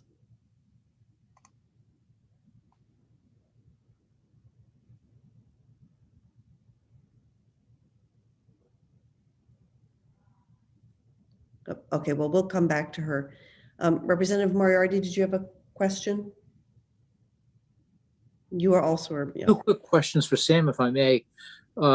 Sam, I understand the effects of inflation over 40 years, but why have the acquisition funds not earned interest in the meantime? So I'm not quite sure what the answer is to that question. There may be folks here who can help answer that question. I am not sure what the financial status was. Then I'll take that. The second question, you've indicated there are no time limitations with regard to the Houghton Band of Maliseets or the Aroostook Band of Micmacs, but what about territorial limitation? In other words, the Penobscot Nation, Passamaquoddy tribe could acquire 150,000 acres apiece. Was there a limit on the amount of land that could be acquired by the two smaller tribes? There is. So for the Houghton Band, there is a description of the land, but it is not. I wouldn't say it confines, like I wouldn't say it limits where land can be gained. It's certainly not kind of to the extent that the Penobscot Nation, the Passamaquoddy tribe have. I'm trying to pull up it in my statute here, that language, so I don't want to misspeak. If you can't find it, Sam, it's maybe something you could share with us at a different time, since it's probably not critical to the vote on this particular piece. I'm happy to send it, yes. That would be really helpful, thanks. Representative Reckitt, I know you had your hand up. Yes, I got my screen back. I have a question about one of the points that you pointed out on the information regarding barriers. The third thing that you mentioned is about local consent. And it says that in order to obtain sign off from localities for trust status for certain lands, tribes sometimes have to pay additional funds to these localities. So tell me why that's not coercion. I mean, what kinds of fees? I mean, are there, what kind of barriers are being set up by additional fees, and why is that legal? So I'm wary of misstepping here. So Okay. that might be a good question for some of the tribal representatives to.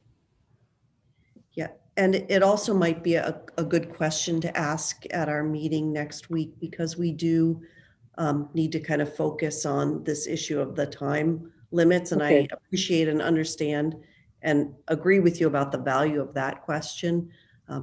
But we're kind of in the work session operating within the parameters of the bills that are right. All right, I'll try to remember to ask about it next week.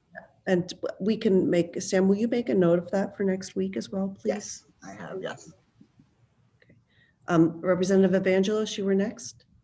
Thank you, Madam Chair. And very quickly, I want to be cognizant of the time here and people waiting to be recognized. But two things quickly. Representative Moriarty, to answer your question, the country's had 0% interest rates since 2008. And fixed income investments are like get a certificate of deposit in the bank and see what you're going to get. Nothing. Secondly, I have a question for Sam. And Sam, that was a great job explaining this. I feel I have a really firm grasp on it. It was very good. The only question I have is, I noticed in the language of the bill and in the summary, there is no geographic restriction on where the tribes can acquire lands in Maine. Is that correct? So it doesn't change the lands that are considered mandatory. It doesn't change any of those. So where there are geographic restrictions are on the mandatory acquisitions. So this doesn't change that. But other than that, the nations would be free to go where they would like to acquire. I think theoretically, yeah. Yeah, okay, that's all I had. Thank you. Representative Babbage. Thank you, Madam Chair. Yes, thank you, Sam. I'd like to have a copy of that. I've seen some of that before, but you put some nice things together. That's very good. My question would be that the land parcels that are included in the bill are all considered mandatory. Is that right? In other words, I'm looking for, well, that would be one question that I would have. The other part of this is that I'm asking is, if all of these lands were sold, would it come to the amount, the maximum that had been permitted in the original settlement, 150,000 for each of the major tribes and 5,000 for the other two, or each of the other two, or is this merely from which land can be taken and then other land taken elsewhere? Do you know those answers? Let me do my best with this. And just again, this is a question that maybe if you could answer it a little bit now, Sam, but it's not really the subject of the time issue that's raised by the bill, which is so are you able to answer it, Sam? The first 150,000 acres are the pieces that are mandatory acquisitions. There's some additional land described in the settlement acts, and there are time limits that are included as part of some of those acquisitions, and some of those were added after the original settlement as well. I feel like I'm treading on the edge of my knowledge here, and Sure. don't want to misspeak. Madam Chair, thank you, Sam. That's probably unfair to go in that direction, but could I ask just a general question about what's before us here today? Yes, because that's a great way to bring us back into the bill, and maybe Sam can just answer that question, like what is before us today? Well, here's my question. This is a 3-page bill. If we don't pass this, is this bill the status quo? I mean, I don't believe it is. I believe it's expired. And so for us to extend the bill, we are in fact adopting and reinvigorating, making legal again 3 pages of testimony. Is that correct? Or is, well, actually, maybe there's one place, I saw one place that I know Representative Wood put January 31st, 2030. And I think there was one of those places that actually would not expire until 2023. So maybe that part of it would still be in operation. But technically speaking, the rest of this is dead unless we pass it. Is that accurate or not? Yes, I think that's a fair statement. There are multiple timeframes in the bill that have expired. So they have effectively cut off the ability of the tribes to acquire the lands that are described under those timeframes. That does bring me back to one point that I did want to be sure to make, and it was referenced a little bit by Matt Moon in his testimony. There was a bill before the 128th legislature that would have, in its original form, it would have gotten rid of the timeframes entirely. It also got rid of the acreage limitations that were some of the acreage limitations that were that are currently in the bill. The committee at work session agreed to an amendment that looked very much like this bill. That amendment was passed out of the full legislature and was vetoed by the governor. And the veto was not overridden. So that is, I think that's important history to have there. And last year there was another bill that would have also taken up this issue, but because of the pandemic and the early adjournment was not able to be taken up. So there is some recent history there that's important. Thank you, Sam. That is helpful. Representative Newell, did you have your hand raised? And if you have an amendment that you would like to offer? Thank you, Madam Chair. Actually, I was just going to respond if I would have been able to Representative Babbage. However, Sam did exactly what I would have referred to in referencing the 128th and then what happened during the 129th. So at this time, Madam Chair, if I may, present based on the presentation by Sam this morning. Thank you, Sam. And in light of the time constraints that have been imposed upon the tribes, and specifically, if we can just reference the number of times being 18 times over the years and having to come before this committee to make proposed changes, either to what Sam described.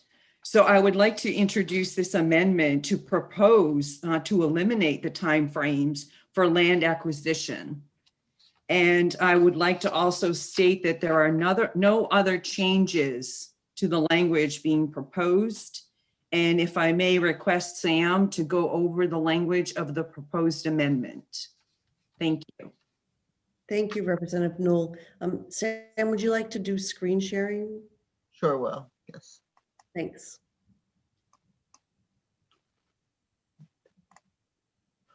I've got the amendment here. It's actually really simple.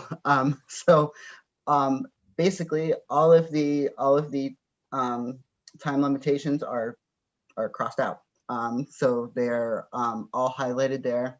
So the time limitations are removed so that there's no changes to the acreage limitations, but there's no limit to the times that the time that the tribes would have to acquire the lands under the settlement agreement.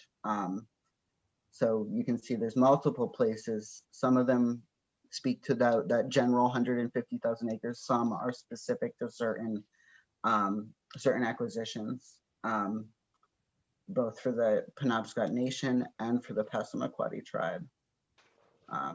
So that is all it does. It doesn't make any changes beyond that. So in terms of construction, it is pretty simple. Thank you. Representative Newell, did you have anything that you wanted to add before we open it up for questions?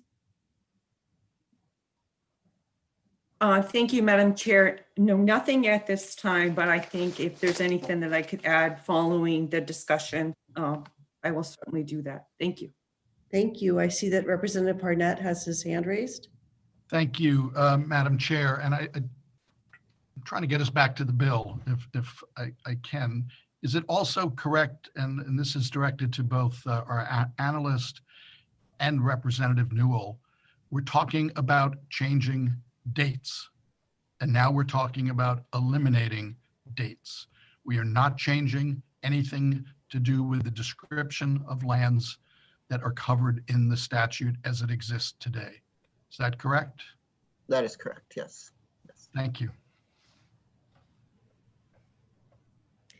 Representative Babich, did you have a question? If I could, I'll throw it out to hopefully Representative Newell or someone who might be able to, or Sam, whoever might be able to assist. In the changing of the date for, I mean, I suppose that's the relevant part of it here. Section C in the Passamaquoddy section. Representative or Sam, can you clarify for me why C1 and 2 are in the bill? Because I don't think it's part of the original Settlement Act. And yet I remember a great deal of support for this, but I was told it all fell apart and never became part of the law. Is it part of the, was this actually passed by the legislature to be in there as it is? I mean, is this, how did this wording become part of this? So specifically the Calais land? Yes, yes. So there, I believe, if I'm remembering from my review of the legislative history, that that was added as the result of separate legislation. It wasn't part of the original legislation, I believe, and it was added separately.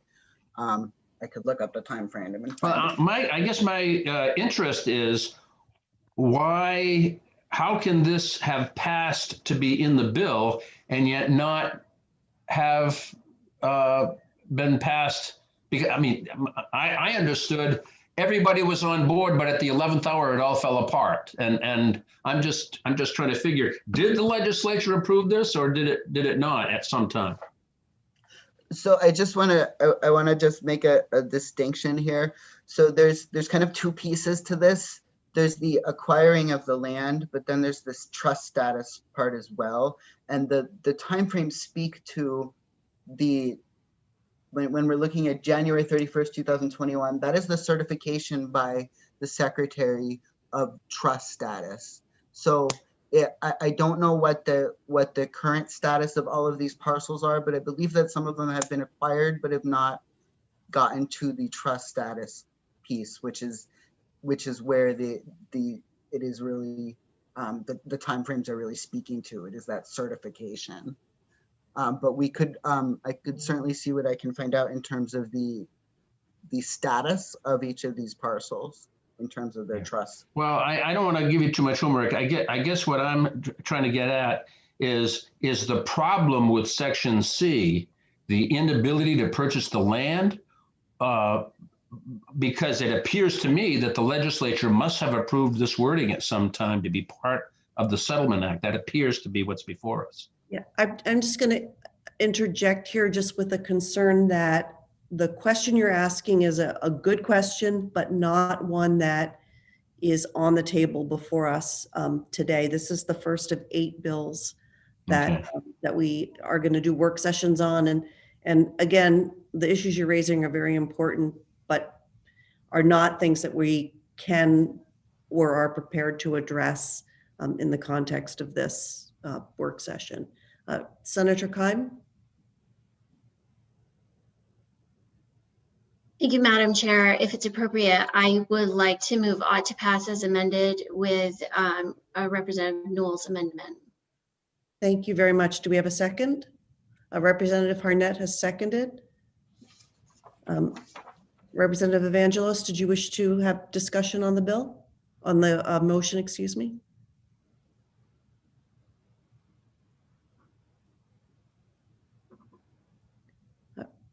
Representative Evangelos, you're muted. I don't know if you're speaking or not. I couldn't see.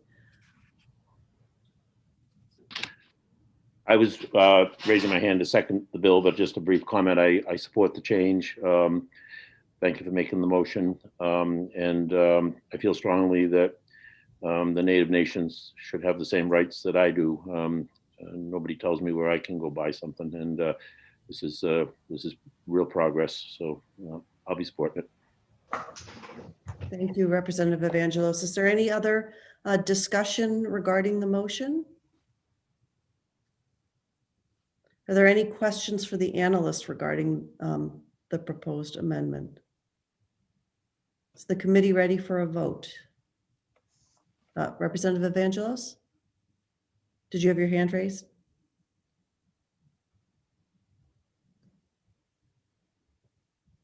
Okay, at this time, go ahead, Representative Babbage. Thank you, Madam Chair. I just, oftentimes in a work session, we'll go around the room and poll the committee if it's necessary. It may not be necessary today, but I do want to take the opportunity to just explain why I'm going to vote the way I am. You may proceed. Thank you. I believe that the extension of the date actually establishes the Settlement Act in a much criticized Settlement Act. But my concerns, as I have questions that are unanswered, I would like to restrict the land that is able to go into trust to a huge portion of Maine, and I've tried to include all the lands that are relevant there. And so I have a designated area of land acquisition that is more than half the state, I'm sure. But I just wanted to say, in response to what was just said, that I do not oppose the tribes buying the Kennebunk Blueberry Plains in Kennebunk, or the lot next to me, or land the entire shoreline of Moosehead Lake. What I am concerned about in those areas is losing any say on behalf of the people of Maine as to what goes on there. So if we're going to expand sovereignty, which I hope we can do during this legislative session, then my concern here is what lands are we interested in putting into trust for the tribes so that they can determine for themselves what to do with that land. And I don't want to lose voice to the entire state in that regard, mandated or otherwise. So I'll be voting no on the motion. Merely because I need more time to understand a couple of things, and I would have restricted it to a designated area. Thank you. Thank you. Representative Newell? Thank you, Madam Chair. While I appreciate Senator Kime's motion to move forward as amended, and I appreciate the second as well, I would like to remind the committee that there's been significant information provided during the past 2 years before the task force and its recommendations. This is a topic that was contained within those discussions.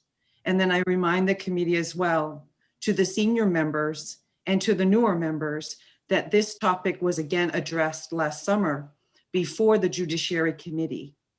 So I'm well aware that this takes time to understand, and I want to be certain that we do not rush this vote that may come across as as opposed due to not fully having the amount of time of consideration as Representative Babbage has indicated.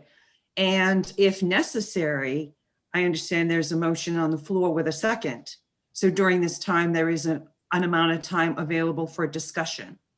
So in light of that, I would ask Madam Chair, if you would give consideration to the chiefs and the vice chiefs and the ambassador, as well as any other representative of the tribe, to allow them to speak should they be willing to. I appreciate you bringing that point, and with the leave of the committee members, I know there is a pending motion. Is there any objection to hearing from the chiefs and representatives who are present? Seeing that everybody is in agreement with that. Yes, let's proceed. Representative Newell, would you like to indicate who would be the most appropriate person to speak first? Thank you, Madam Chair. I would first recognize our chiefs that are in the room. Thank you. Yeah. I will begin by calling on Chief Kirk Francis. You may proceed, Chief, and welcome again. Yeah, thank you, Madam Chair, and thank you to the committee. Senator Kime, Mr. Evangelos, thank you for your motion on this important matter. I think, as has been pointed out, the bill does nothing at this point to change the framework of where lands can be taken into trust in terms of a mandatory status and then in a discretionary way. So this is simply about recognizing that the time restraints put on this was extremely unrealistic for the tribes. The tribes possess a robust land acquisition fund that is invested, quite frankly, to regain homelands in those areas that were negotiated on a mandatory basis, but also we work with, I know at Penobscot, we've worked with organized towns as well to successfully acquire land into trust in those areas through the rules. The time restraints have several impediments that have prohibited the tribes from reaching their goals of the 150,000 acres, including, just simply lands available. Those towns that we possess, for example, the tribe at Penobscot owns about half the town of Carabasset Valley, 20,000+ acres there. And, land to trust conversations have not been successful in that town due to a lot of things, including in lieu of taxes payments and other things that quite frankly just economically didn't work for the tribe. So it's not a matter of the tribes, I don't think, having the resources to reach this goal and having retained those resources to do so. And we discussed this ad nauseum through the work group process, et cetera, to really let the committee know that a lot of those resources still exist today. They're in, Molly Tengren Fund at Penobscot, for example, for higher education, and millions of dollars in trust funds that are only drawn down on interest and a whole host of other things. But land acquisition is certainly a commitment the tribe has made with those Settlement Act funds. And so there's been a lot of reasons why those thresholds haven't been met. Some of those are really just based on availability of lands within the mandatory geographical location, and also the inability to come to agreements in those organized areas economically over what the tribes could afford to supplement the towns to deal with the land of trust acquisition. So the time frame really doesn't give the tribes any more rights here in terms of, but really is a commitment by both sides to live up to what was understood by everyone, that the 150,000 acres could be reached under under the terms of the agreement. And so, as has been pointed out, the terms don't change here. It's just simply about allowing the necessary time to be able to appropriately acquire those in a way that makes sense for everyone. So I just thank you for the opportunity to speak. I appreciate the motion makers on this, and reacquiring homelands at this, it's a significant amount of land, but it's also a very reasonable, I think, and I think I appreciate everybody supporting this approach by the tribes, and understanding that a lot of factors really went into why we're not there yet, and some of those are extremely out of our control. So thank you, Madam Chair, for the opportunity to speak, and I'm happy to answer any questions if the committee has those. Thank you very much, Chief Francis. I think we're going to hold off on questions and go let all of the chiefs speak before we take questions. We've been doing a lot of talking, and I think it's a good time for us to hear from you.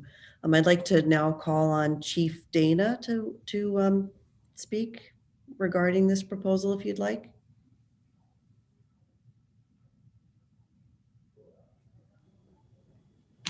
Madam Chair, I would ask Chief Dana is unavailable, so if you would defer to Vice Chief-elect Neptune, please. Yes, Vice Chief-elect Neptune, you may proceed.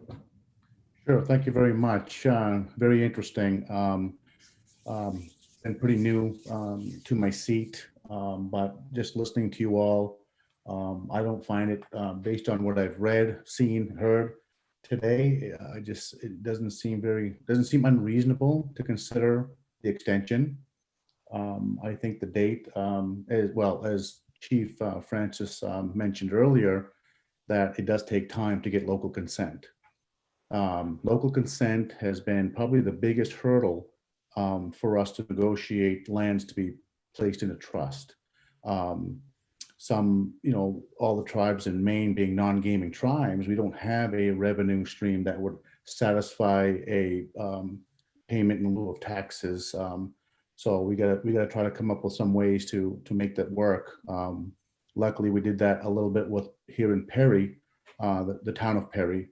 But I just feel that, if you just, it doesn't change anything. It just gives us a little more time to negotiate to get the local consent. I think it's critical that we work very well with our neighbors. But I just think that at least this is a good starting point. Thank you. Thank you very much. And Vice Chief Syllaboy, would you like to speak?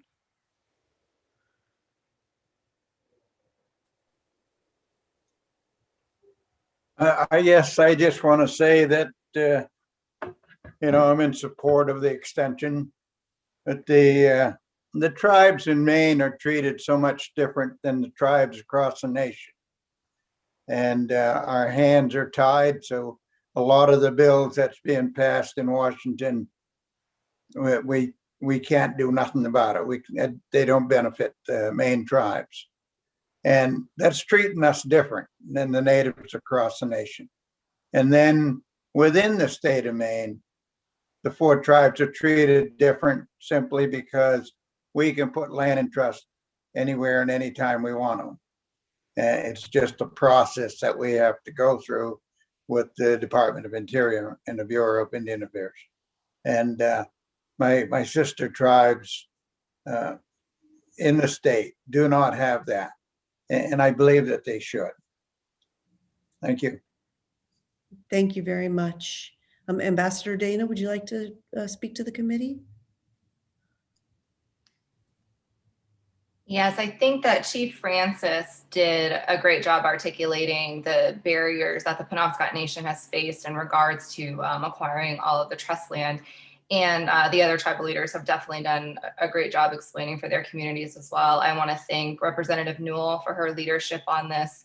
I think the amendment is more than appropriate, and I think it brings the bill to where it needs to be.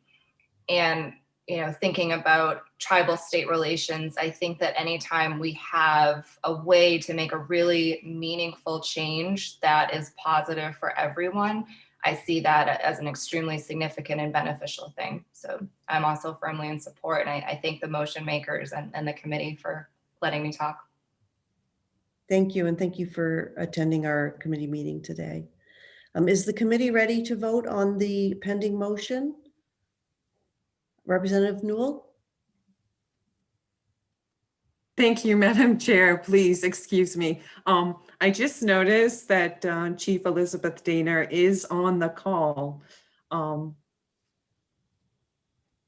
Not sure if she wants to offer any words at this time, but thank you, Madam Chair.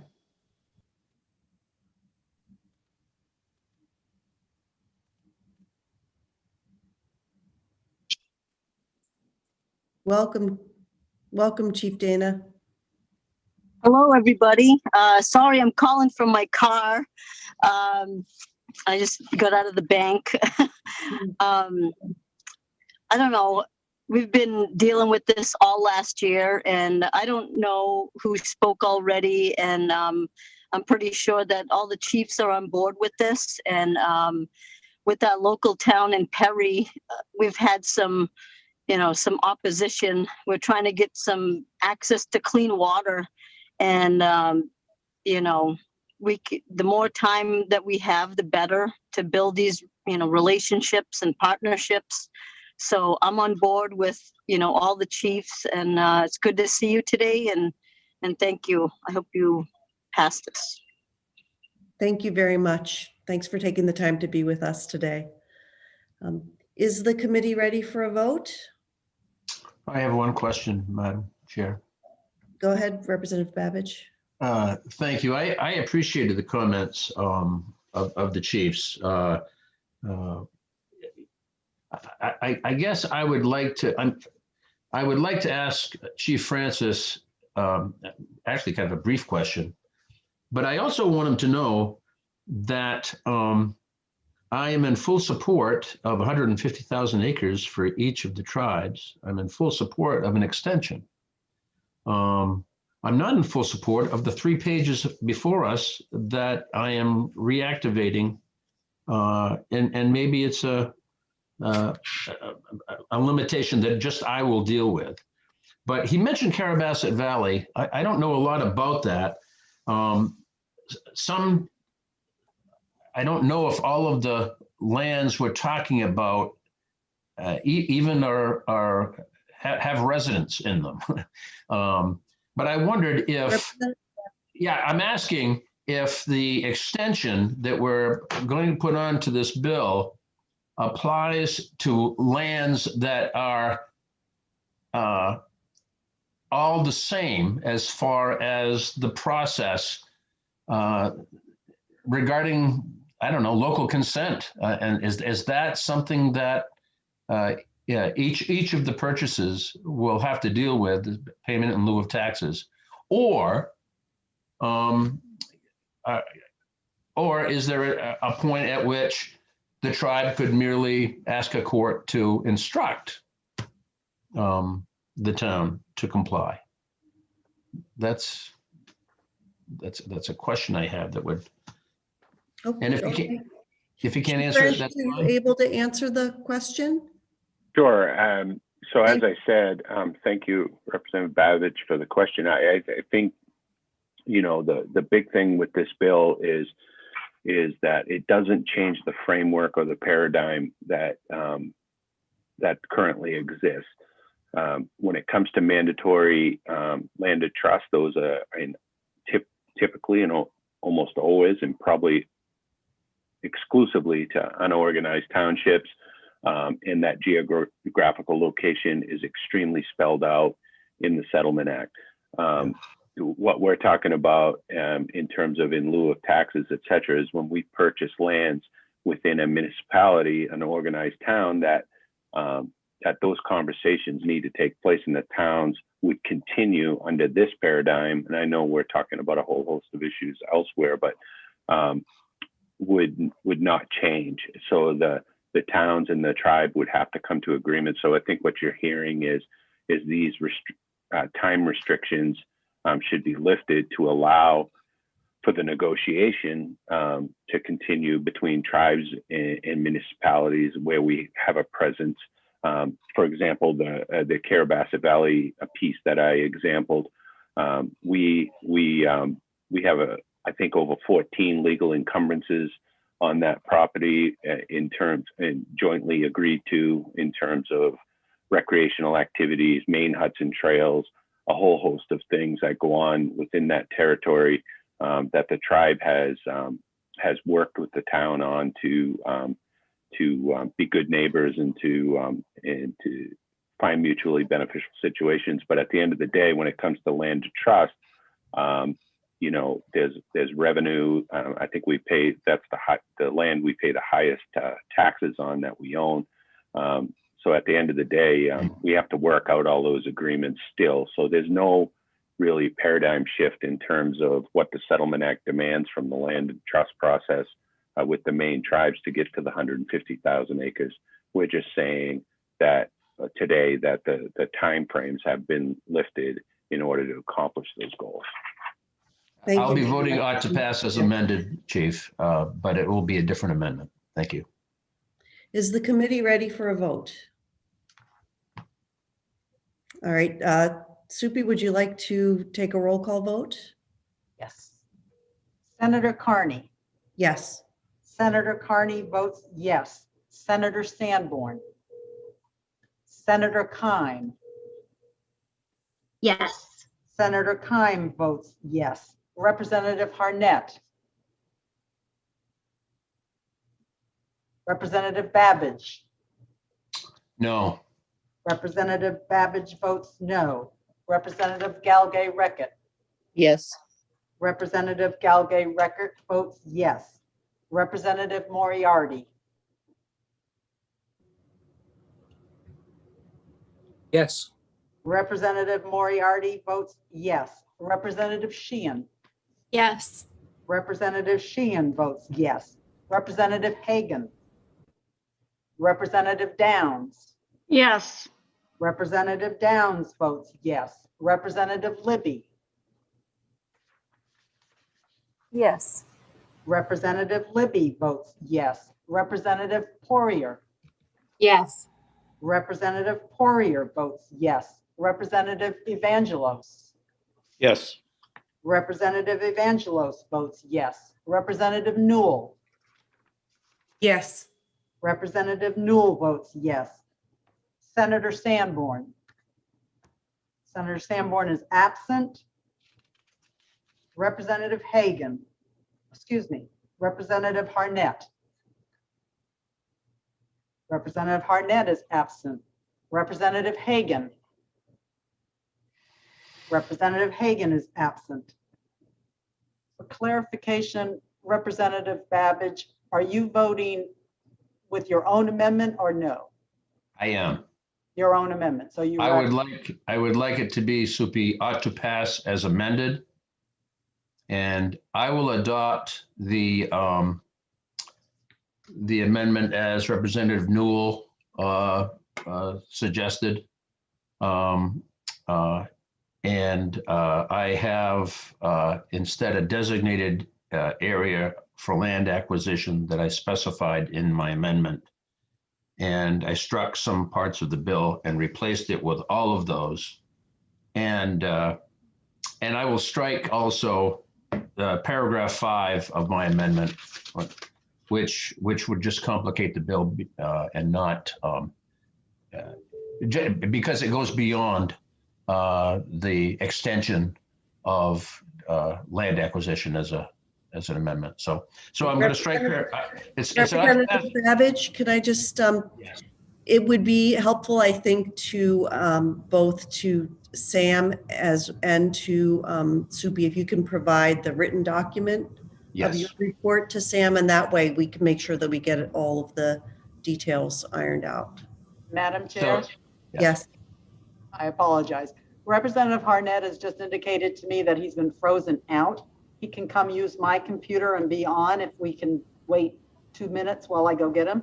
You can also, I can phone him and have him come here as well. That would be great.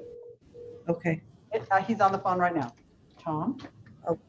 Can you come here and vote? You can vote using my camera. You're welcome. So, Madam Chairman, with I'm no- sorry, Representative Babbage, there are others who have their hands raised. Okay, but I first. do get the opportunity to explain my amendment, and it's only, I just want to reiterate, it's only to extend, eliminate the deadline for extension to make sure they have 150,000 acres within a designated land acquisition territory, and I strike the final paragraph. That's my amendment. Thank you. Thank you. Yeah, that's clear on the record. I just want to make sure that we record it accurately as well. Thank you very much. Representative Newell? Thank you, Madam Chair, but I believe Representative Moriarty was ahead of me. Okay, I would. go ahead. Representative Moriarty. Thank you. Point of order. There's only one motion on the table, and that is a motion to pass Representative Newell's bill, which replaces the original bill. There's been no further motion to amend anything. So I think we're simply voting on Senator Kime's motion ought to pass on Representative Newell's replacement bill. Yes, I agree with you, and I think that Representative Babbage's vote would be recorded as a no on the motion, and that then I would have technically would have asked him for the his minority report, but we will use the information he provided as his minority report, which would be an ought to pass as amended B. Does that seem appropriate to you? I think so. I guess my inclination would be to complete the vote first and then see if anyone has any amendments to offer. Okay, let's do that then. Let's complete the vote. So I'm going to turn to our clerk and ask if she could please recall the vote with regard to Representative Harnett, who has appeared on screen, as well as Representative Babbage. He's using my screen, so I'm going to say Representative Harnett. Yes. Representative Harnett votes yes. And then could you please call Representative Babbage again as well? I absolutely will. Representative Babbage? My vote on the motion is no, and I apologize to the committee. I thought I was being asked for my minority report. Thank you very much. If you could just. And then just, yes, Representative Harnett? I just want to apologize. I've had a crash computer-wise. Hopefully it's coming back up. I'll rejoin as quickly as I can. Thank you. Thank you. Okay, and then we've recorded Representative Babbage's minority report. And so I think that we are ready to proceed. Representative Newell, I wanted to recognize you. You've been patient. Thank you, Madam Chair, and I'd like to say thank you to the committee for their consideration in consideration of the amendment. However, Madam Chair, may I be allowed to raise the question just for further clarification in regards to Representative Babbage? In his amendment, am I to receive that as an amendment to the amendment that I submitted? And it would come out as a minority report, is that correct? And is there a time, or how will that information be forwarded to the committee? Yeah. By presentation or by document?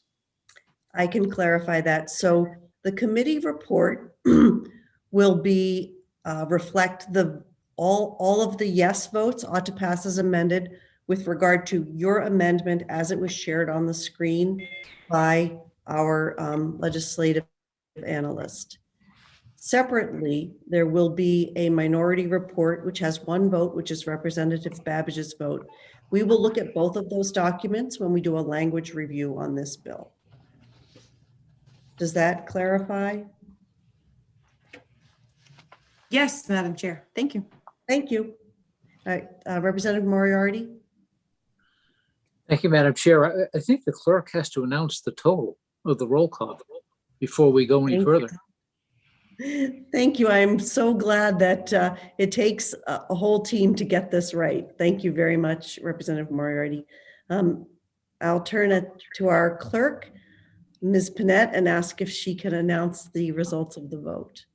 This vote, it was 10 members voting ought to pass as amended, or yes. 1 member voting ought to pass as amended, minority report. 2 members were absent. Thank you very much. Very welcome.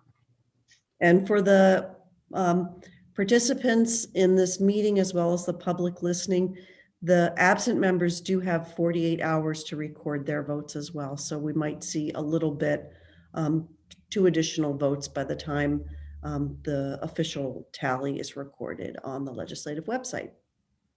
And with that, that draws to a close our work session on LD 159, and we will proceed to our next matter, which is LD 71. And Sam, if you are ready to proceed with regard to the analyst report, we are happy to hear you. I am working on sharing my screen here. Okay.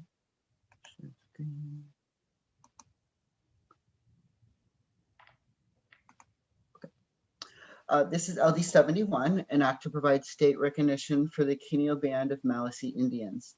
This bill would provide for state recognition of the Quinio Band of Maliseet Indians as a Native American tribe. The bill provides that state recognition does not in and of itself establish any right or claim to land or to real estate in the state, or any right to conduct gambling activities that are otherwise prohibited by law. The bill provides that the band and its members remain subject to state law. So that we heard testimony both in favor of the bill as well as against the bill. We did not receive any neither for nor against testimony. So we have a fair amount of background information here. I wanted to give the committee some information on both the federal recognition process, which is separate than what is being anticipated here, as well as some information on other states that have state recognized tribes and what the processes that they have in place for state recognition look like. The federal recognition process is a highly regulated process that is managed by the federal government, the Department of the Interior's Office of Federal Acknowledgement. Currently, the latest data I could find was 554 federally recognized tribes. There are 3 pathways to federal recognition of a tribe. There's administrative recognition through the Office of Federal Acknowledgement. There's federal legislation, or there's the order of a U.S. court. There is very detailed criteria for federal recognition. I won't go through them each because it's kind of a collateral issue to this bill, but you can see them here. They're pretty stringent criteria, and the burden of proof is on the entity that is seeking recognition. There are benefits to federal recognition of a tribe, including the eligibility for certain funds for social services and other benefits. State recognition. It was requested at the public hearing for more information on what other states do and what the landscape looks like in terms of state recognition of tribes. So typically when we're looking at the term state recognition, usually that is tribes that are not federally recognized, although there is some overlap, and sometimes you'll have a tribe that gains state recognition and then gains federal recognition. It can be used kind of as part of a pathway to federal recognition, although that is hardly A to B situation. So there are currently 13 states, latest I could find, recognizing 66 tribes at the state level. I have listed each of those tribes out here under the requisite state. State recognition of itself does not grant any sort of federal benefit. the process varies really quite greatly depending on the state in terms of what that looks like. There is a posted up on the committee materials site. Our researcher did a very in-depth look at the process in each state, both what that process is and what benefits state recognition grants at the state level for each of those states. So, I did email that out as well. And I included some examples here, which I thought were kind of illustrate the differences in pathways to state recognition. I would say there does appear to be a general trend, whereas earlier in the 70s, we saw some states recognizing by the legislative pathway states or tribes as state recognized tribes without much of a process. Now the trend appears to be towards having either criteria that are spelled out in state law and regulation that give a pathway or that lay out very clearly what a state is looking for to recognize a tribe. Many states also have established offices on Indian affairs or similar offices that manage this process and that serve as the point of contact for state recognized tribes with the state government. So there's really quite a range here, including in Vermont, that does have a commission on Native American affairs. Massachusetts, just as was mentioned during the public hearing, just has one tribe currently that is state recognized, and that was by a 1976 executive order. The fiscal impact for this bill has not yet been determined, and that is what I have for you. I can unshare so that folks can see each other again. Thank you very much. Are there questions for our analyst?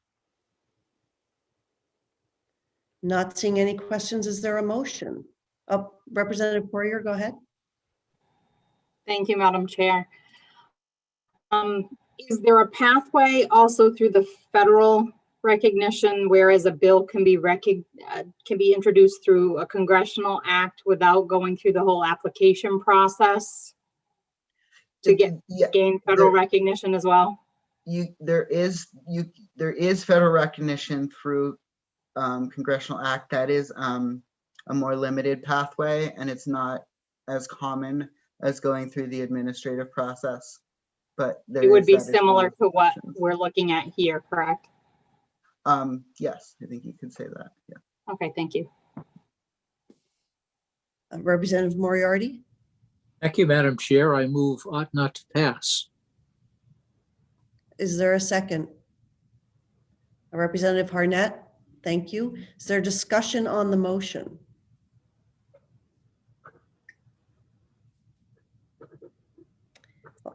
I would like to speak to the motion, actually.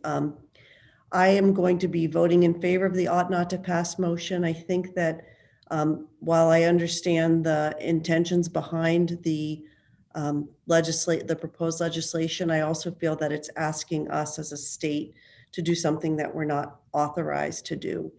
And absent a state pathway that has some criteria, I just don't think it's appropriate for us to act kind of in the absence of that framework. And so I'll be supporting the pending motion.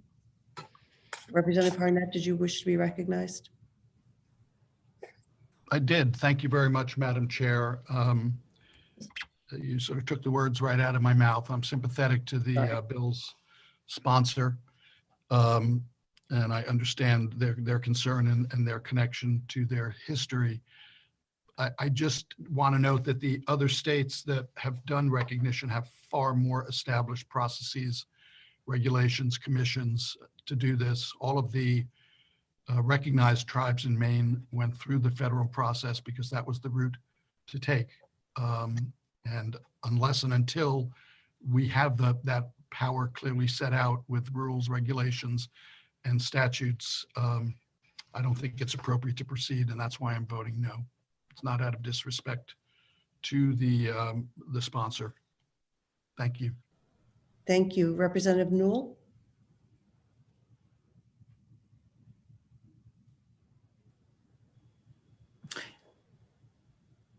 Yes, thank you, Madam Chair. With respect to the motion that's on the floor, ought not to pass, I respectfully submit my vote will be ought not to pass as well. I pay respect to the testimony provided by the chiefs that some are still in the room. If they wish to offer any comments, then Madam Chair, I would ask you for your consideration. Should you decide not to offer an opportunity for the other chiefs to speak, I would remind the committee members that testimony in a joint form was presented to this committee during the public hearing. Thank you, Madam Chair. Thank you, Representative Newell. And I appreciate your invitation and suggestion that we recognize the chiefs. My concern is that we have not called upon the bill sponsor or the bill proponents either.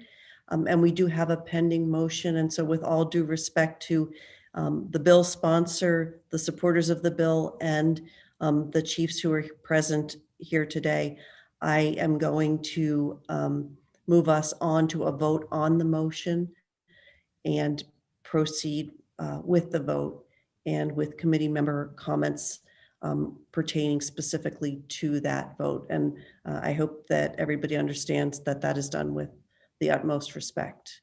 Representative Babbage, did you want to discuss the motion? Thank you, Madam Chair.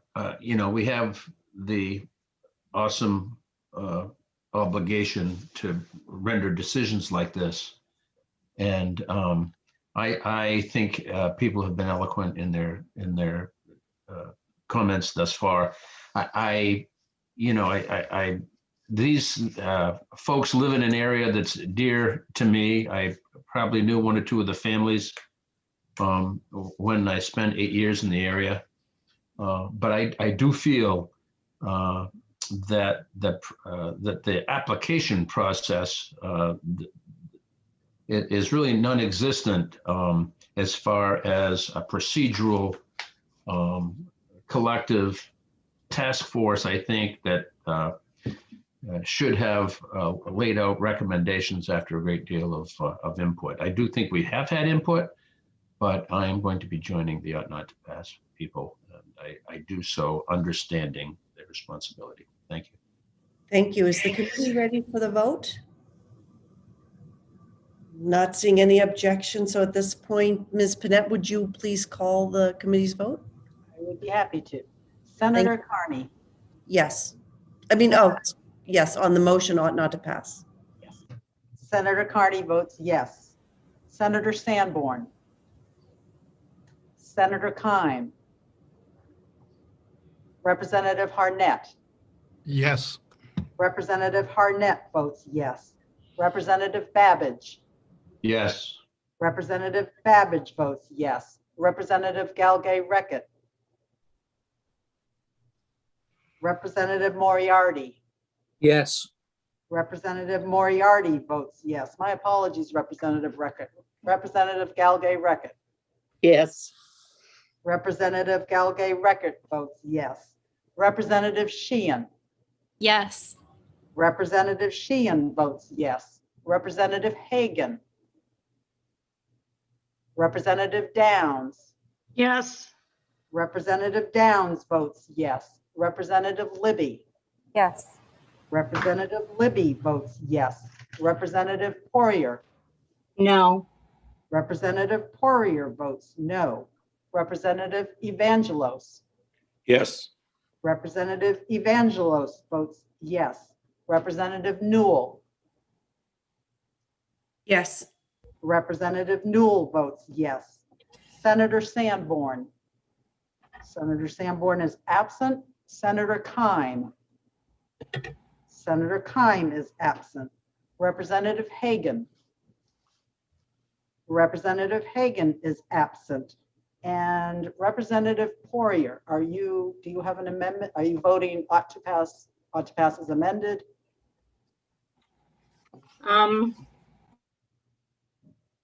Oops, excuse me. I don't know what sort of amendment actually could be made to this. My feeling is that I don't believe that we need to have, there's been one tribe. And I mean, I've looked back 25 years and this is the only tribe that sought recognition. And I believe that there's the only tribe that's going to seek anytime in the immediate future. I don't think it warrants any kind of commission. I think we're the right body for this, in my opinion. And I think it's up to us to make that decision. So I just don't. Your vote would be ought to pass. Ought to pass. Yeah. And Representative Hagan has joined us as well. Representative Hagan. Hi there. Do I introduce myself? Please introduce yourself. And we have just finished vote. You joined us right at the end of a vote on LD 71, which you may defer, and you have 48 hours to vote. So you can vote now or you may defer. Thank you very much. I'd like to watch what happened later on. I'll check out what you guys did after we're all done today, and then I'll do I call Soupy like a Zoom face-to-face when I vote? The Speaker's office will contact you, Representative. Okay. Thank you very much. I am David Hagan. I represent House District 101, and that is Hamden and Newburgh. And thank you, Senator Carney, for that courtesy. I appreciate it. Thank you. Welcome. All right. So that concludes the work session on LD 71. We are going to move on to, and thank you everyone who has been in attendance. We are going to move on to LD 27. And I'm just going to, Representative Moriarty, did you have a question? The clerk didn't call the roll, the results of the roll. Oh, thank you again. Yes. Go ahead, Ms. Panett. The motion was ought not to pass on LD 71. 10 members voted in favor of the motion. 1 member voted against the motion. 3 members were absent. Thank you. And thank you again, Representative Moriarty. Okay, so we are going to move on now to LD 27. And I just want to let committee members know 2 things. One is that we're going to take a brief break somewhere, perhaps a little bit before 3, because the analysts and the committee chairs have to talk about one scheduling issue. In addition, we are at this current pace, we will be here until around 9 o'clock tonight. And so I would just encourage committee members to really be focused on commenting on the issues that are at hand, pending before us in the legislation. We really can't decide matters that we didn't do public hearings on. And so I just encourage everybody to be focused so that we can give the measures that are actually pending before us their due. So with that, we will turn our attention to LD 27 and invite our analyst, Peggy, to present the bill. Great. I see that Representative Evangelos has a question. Go ahead, Representative Evangelos. Thank you, Madam Chair. I'm sure you're all aware, but I think the Senate's going into session at 5 o'clock too. So that is correct. So we want to do what the chair just said and move things along. Thank you. I appreciate that, Representative Evangelos. Well, I'm going to make things a little simpler because I don't have the multimedia presentation that Sam did. So I have just very basic bill analyses for you. And we did share those and we posted those online. If you still want me to share my screen, I'm happy to do that. No, why don't you just take us through kind of the highlights, and if we need to probe, because we have all had access. Okay. And if you have questions, just let me know, stop me. So the first bill we're looking at, I believe, is LD 27, an act to provide an immediate opportunity to appeal for a juvenile bound over into criminal court.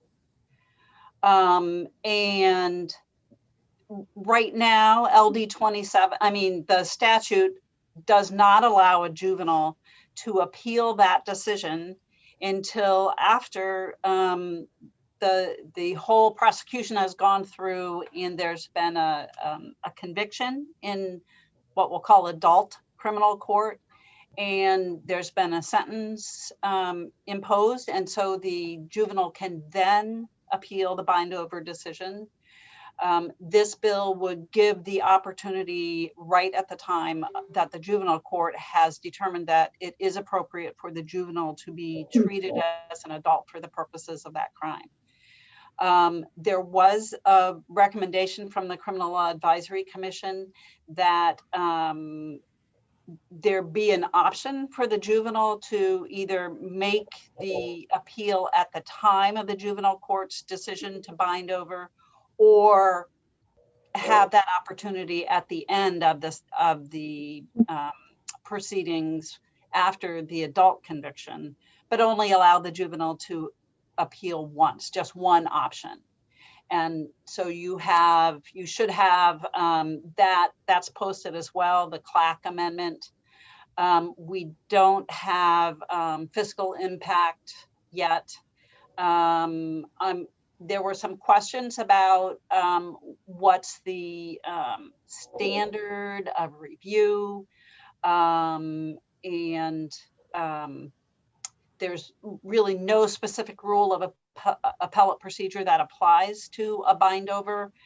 And let's see,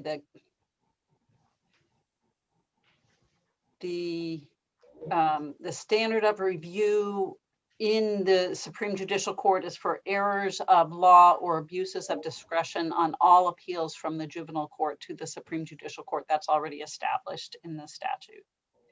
I know that's fast, but I think it was a pretty thorough public hearing. If you have questions, let me know.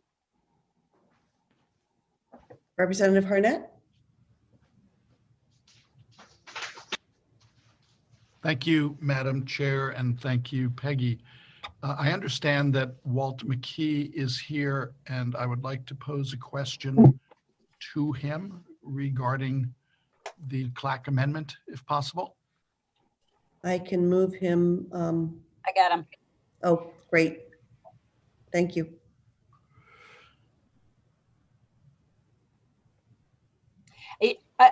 Just to let you know, folks, if you've been, when you're promoted from an attendee to a panelist, your picture disappears from the screen and you think that you've been dropped out of the meeting. So you just have to be patient. And I see that Mr. McKee was patient. Is Mr. McKee with us? Yes, go ahead with your question. Mr. McKee, thank you for being here today. And I note that you testified for MacDowell on the original bill. And I know that the amendment was offered the day of the public hearing. And I have forgotten, and I don't have notes to know if the amendment was acceptable to the proponents of the bill and the bill's sponsor, who unfortunately is not here with us today. It's certainly acceptable from MacDowell's perspective. I appreciate the clarification. I caught just a glimpse of it at the tail end of the hearing, and we're satisfied that it's an appropriate amendment. I think it makes a lot of sense, so we agree with it. And I do as well. I sort of call it, you only get one bite at the apple.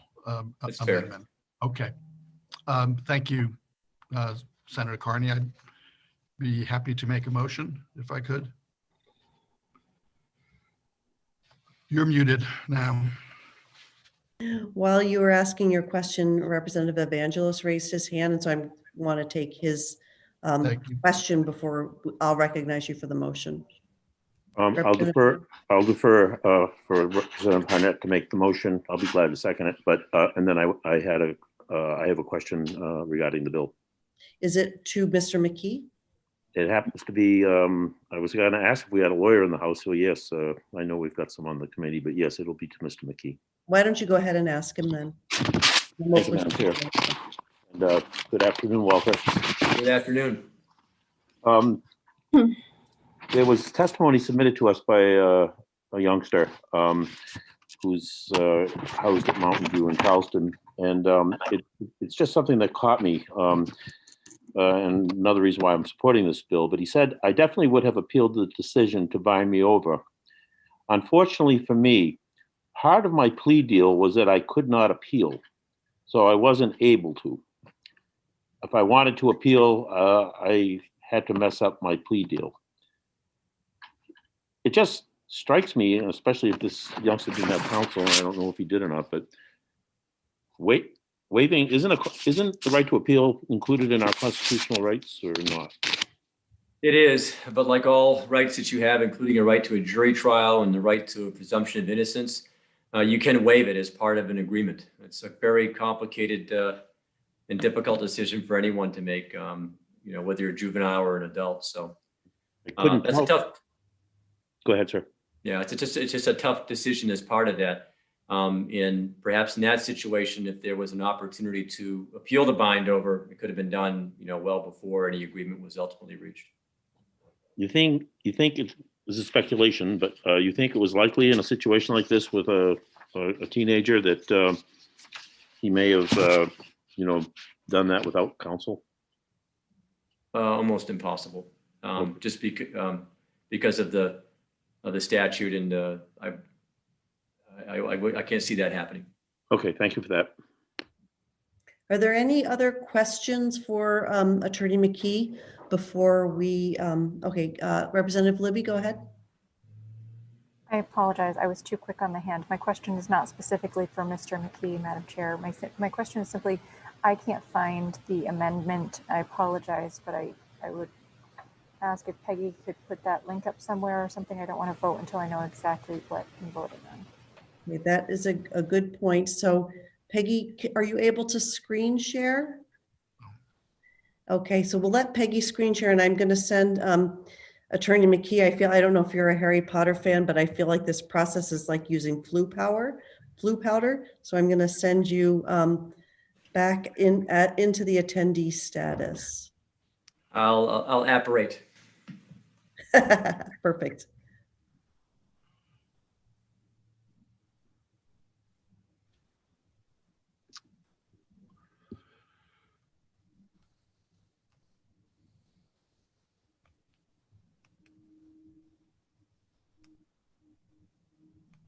Is that how about this?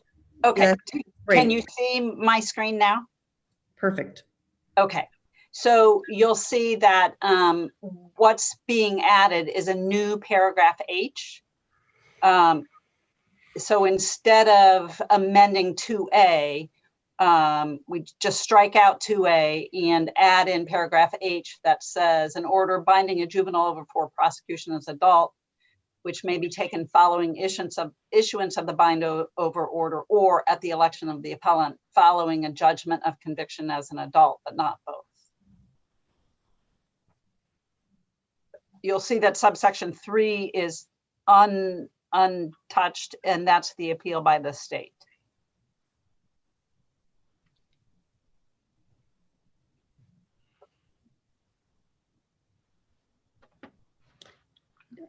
Representative Libby, does that clarify matters for you? Yes, thank you. Senator Keim? Thank you, Madam Chair. Peggy, does this change, can you explain how this changes the original bill? I'm specifically questioning if it would have changed any of the testimony. Well, it might have changed the testimony, but I think that people who had seen the amendment at the time of the public hearing that were in favor of the bill were also in favor of the amendment if they had had a chance.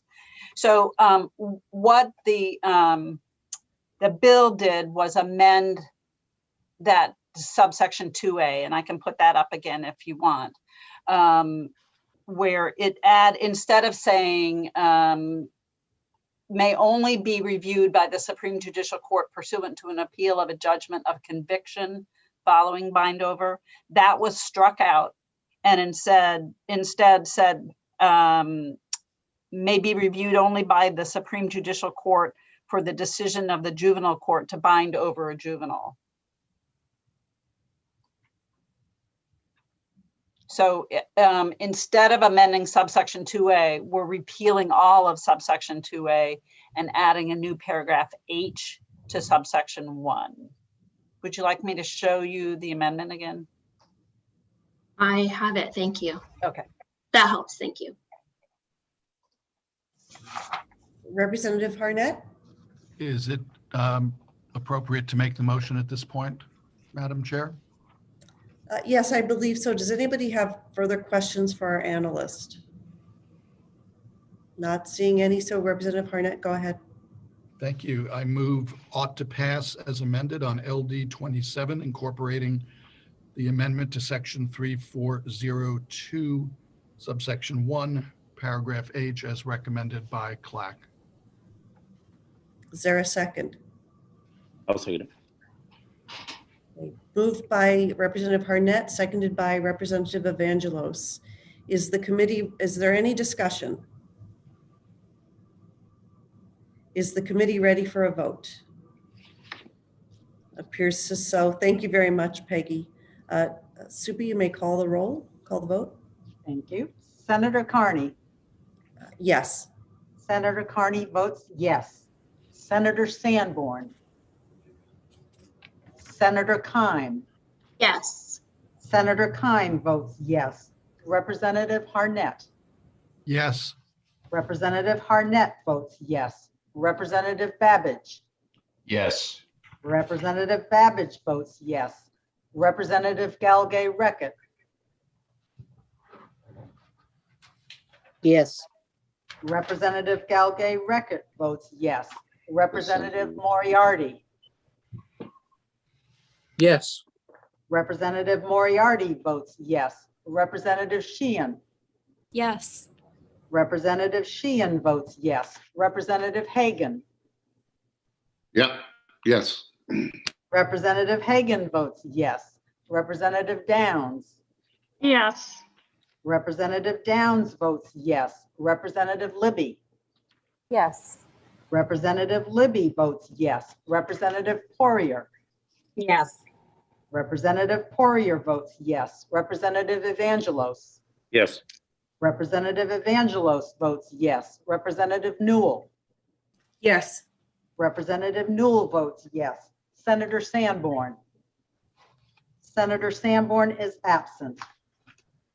The motion was ought to pass as amended on LD 27. 13 members voted yes. 1 member was absent. Thank you very much, Supi. Committee members, let's take a 5-minute break now so that Tom and I can address the scheduling issue, and we'll come back about 2:53. How's that sound for everybody? Great. See you shortly.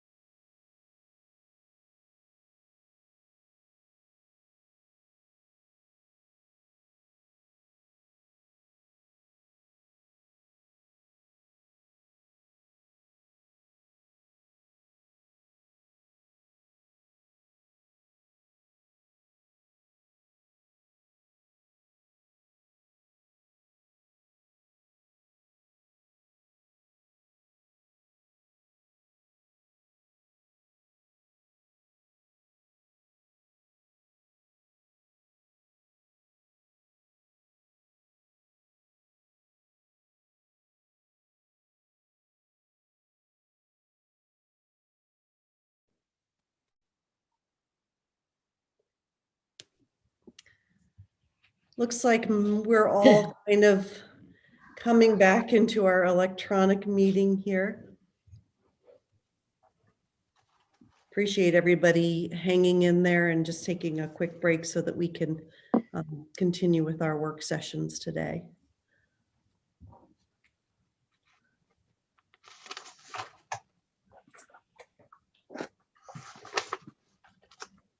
And Peggy, I think that our next bill is it's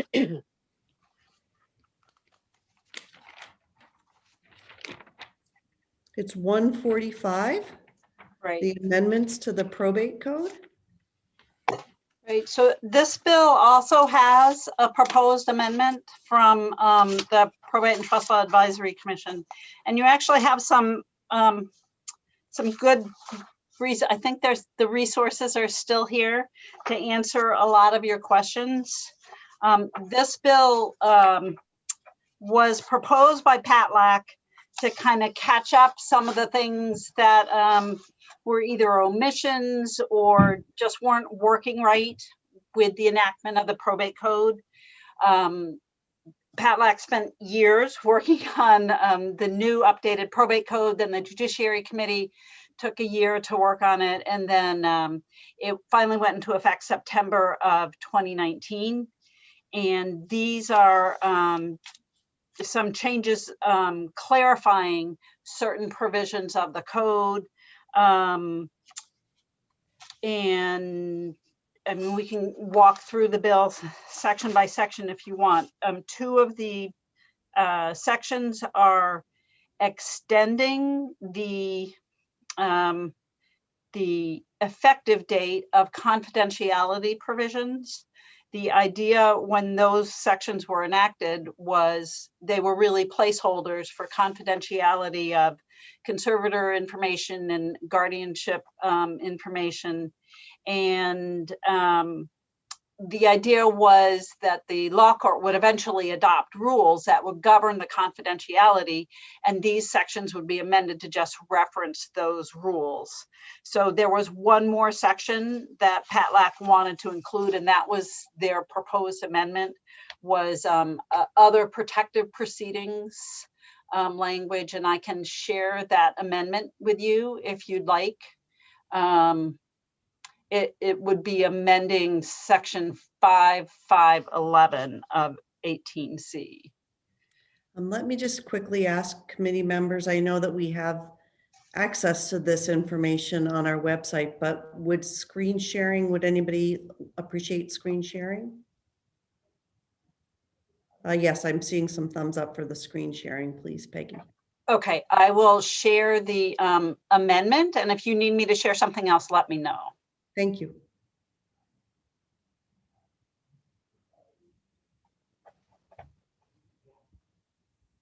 Okay, so this is the amendment from Pat Lack. And they explain that section 5511 is about the confidentiality of records governing a protective arrangement other than a guardianship or a conservatorship. The bill addresses that same confidentiality for conservatorships and guardianships. This was just an omission in putting the bill together.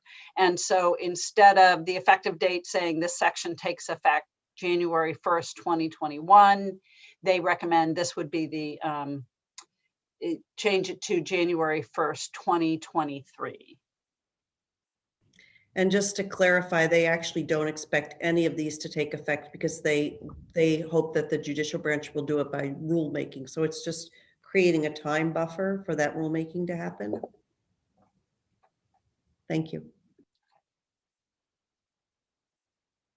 So there were some questions raised about what's available now, what's confidential now, and there are. I believe you have quite a few people here who can speak to this. And I'm not sure who's the best. Is Kathy Ayers still here? It doesn't look like she's still here. Miles Hunt is here, who is part of the rules committee, putting together rules. to address all the probate court issues. So he might be a really good resource for you if you have questions. And I know Cody Hopkins is here from the AG's office as backup, and David Backer is here. If there's anybody else you wanted to hear from, or if you have specific questions, let me know.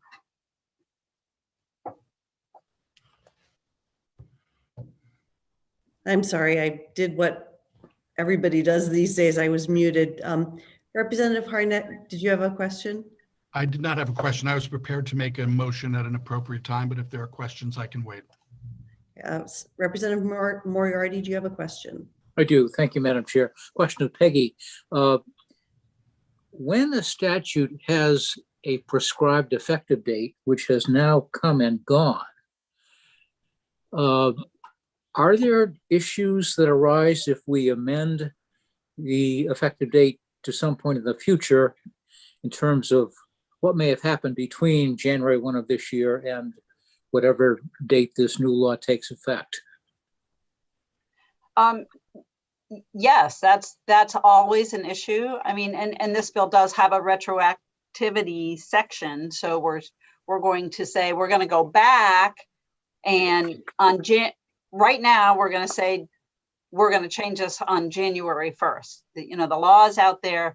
We're going to amend it, and the legislature has the authority to make things retroactive as long as it's very clear that the legislature's intent is to make things retroactive. Okay, thank you. I missed that. I missed that okay. section completely. It's the very end of the bill, see and it now. that's why this bill is an emergency as well. Yep, So I have it now. vote in the House and the Senate. But just one thing is, there will be a gap that's existing between January 1st and whenever this takes effect. And the legislature can't erase any vested rights. I'm not sure any rights are vested by this confidentiality applying.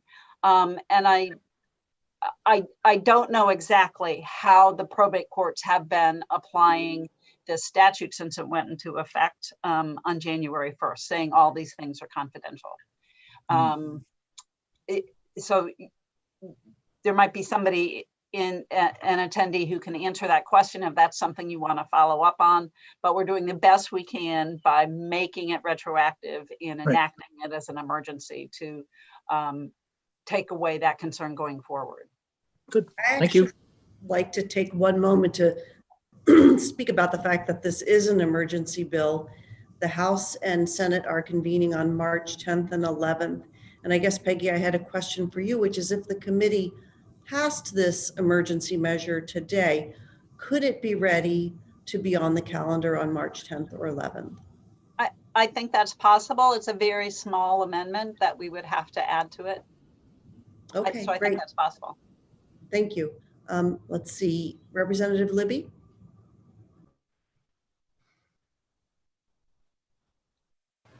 Thank you, Madam Chair.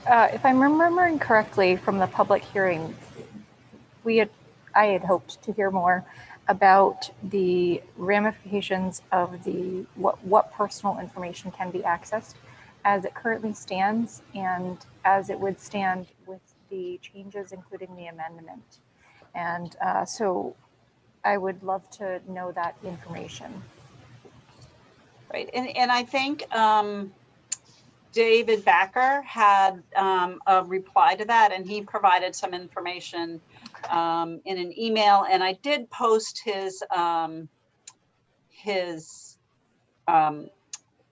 the forms that he had sent, that like the physician's form and the other information that the Guardian or the Conservative posts, or that's posted, that's provided to the court in order to establish a guardianship or a conservatorship. Thank you. I just found that email, Peggy, and I appreciate you reminding me because there was such a flood of email. Right. There is a lot of information in that email, and I'm sure that Mr. Backer, if a committee member requests, will walk you through all the answer to that question. Thank you. Yes, I appreciate the explanation that Mr. Backer gave in the email. I do recall reading this now, so thank you. Could you just summarize? He has joined the committee if we'd like to ask him directly. I moved him in. Oh, thank you so much, Madam Chair. Yes, I would love to ask him directly to give a perhaps elementary explanation of the information he included. Go ahead, Mr. Backer. You're still muted.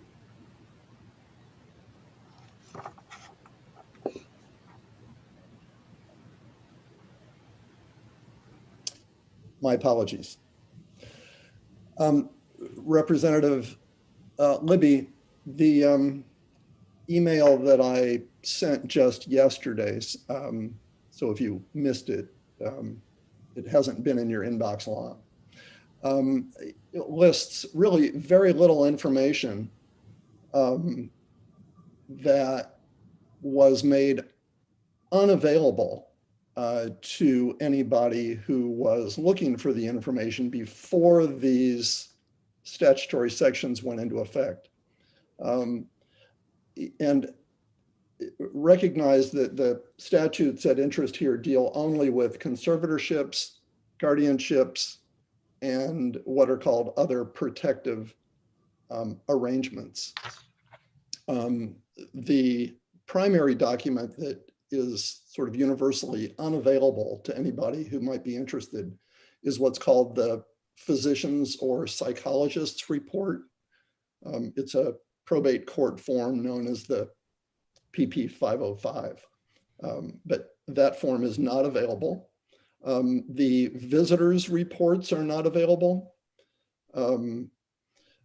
There is a probate court rule that says Social Security numbers can't be made available, bank account information, investment account numbers can't be made available, but and anything else that the courts may want to make unavailable, but it's really a pretty short list of what's unavailable, and it's primarily medical information.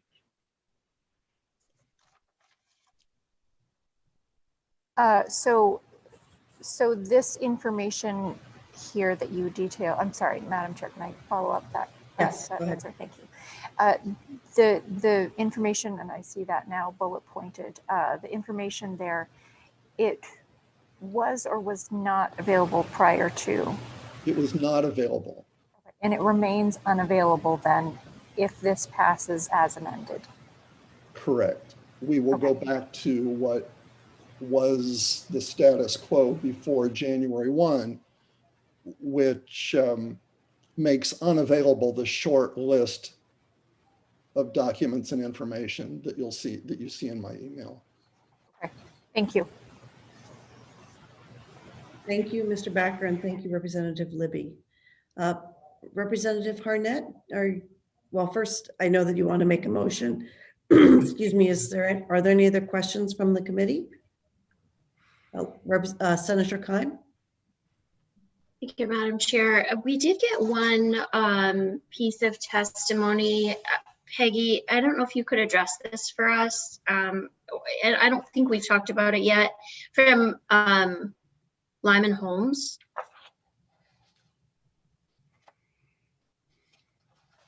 And a judge of probate from Washington County that expressed concern. Can you speak to that, Peggy? Yeah, so his goes back to a different part of the bill, section 3108, which is about which provision allows a probate of a will of a decedent more than 3 years after the death and a formal proceeding. This bill amends the law to say, regardless of whether the decedent died before or after September 1, 2019, there can be a proceeding commenced, either informal appointment or a formal testacy or appointment proceeding more than 3 years after the decedent's death, if nothing else has happened in that 3 year period. and I think what he is saying is, okay, you're addressing which law applies when somebody dies. If they had died before September 1st, 2019, would the old law apply or would this apply? This bill says 18C applies. And what Judge Holmes is saying is that there needs to be some limit somewhere in the future. This doesn't say you can never file for an informal appointment or formal testacy or appointment proceeding. It doesn't cut it off. It says this statute will govern from now on, and there's no end point where somebody could file such an action or go to probate court and start this process. Does that make sense? I mean, to be honest. Yeah. So there has not, as far as I know, and Mr. Backer can respond to this, as far as I know, there's not actually a statute of limitations for this. And that's what Judge Holmes is suggesting, is that there should be an outer limit for when somebody can file an action under Article 3. Let's ask Attorney Backer for his feedback on this, since he practices in this area. Thank you. Judge Holmes' comment seems to be focused on sort of the substance of the statute, the section itself, rather than on our proposed amendment to it. And under the previous law, under Title 18A, there was a hard 3-year deadline. At the end of 3 years, a person could not come in and file a will or ask that a personal representative be appointed. It was just, there was a 3-year statute of limitations. 18C, in the provision at question here, did away with that 3-year statute of limitations, but on a fairly limited basis. It still doesn't permit you to come in and file a will and open an estate and do a full-blown estate administration more than 3 years after, but it does permit you more than 3 years after a person's death to have a personal representative appointed and file the will, but for a very limited purpose, and that is to establish title to property that may be in limbo, that was never fully settled after a person died. Our amendment here doesn't change that at all. We're simply trying to clarify an ambiguity as to who this section applies to. Is it people who died before the September 1, 2019 effective date or after it? And we're saying it applies to both. I understand the concern that Judge Holmes is raising. I'm not quite sure what sort of potential pernicious effect he sees from not having a statute of limitations. But as written there, he's right, there is not one.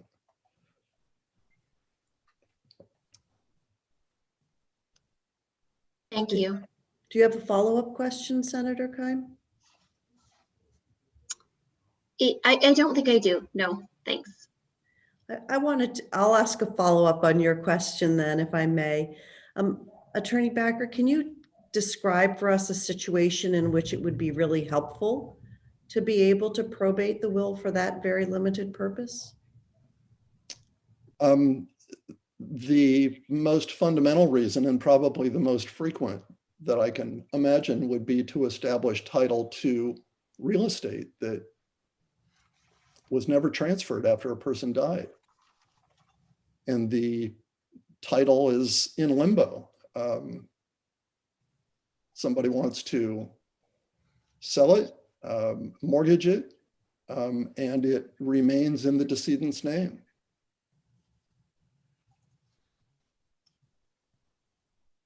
And what would be the alternative to probating the will if property is in the name of a decedent and there's not this opportunity, this process to follow? Well, under the under Title 18A, under the old rule, after 3 years, the title would have vested in the heirs at law, rather than perhaps in the name of whoever might have been named in the will. And wills very frequently make disposition to people who are not the heirs at law. Thank you. Other questions from Mr. Backer? Representative Hagan? Yeah, so, excuse me, I'm trying to wrap my brain around this one.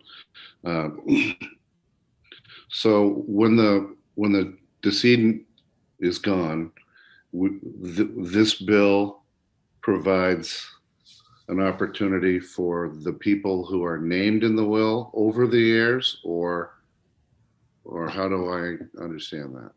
I'm sorry, I apologize. I was listening. No apology necessary for this. This is a pretty arcane bit of information. So the heirs at law are the people who would take a decedent's assets if the decedent died without a will. And the probate code has forever provided a list of who the heirs in intestacy are. In other words, the heirs who would take if there was no will. And it's typically spouse, children, parents, grandparents, siblings, nieces, nephews, just an extended family tree.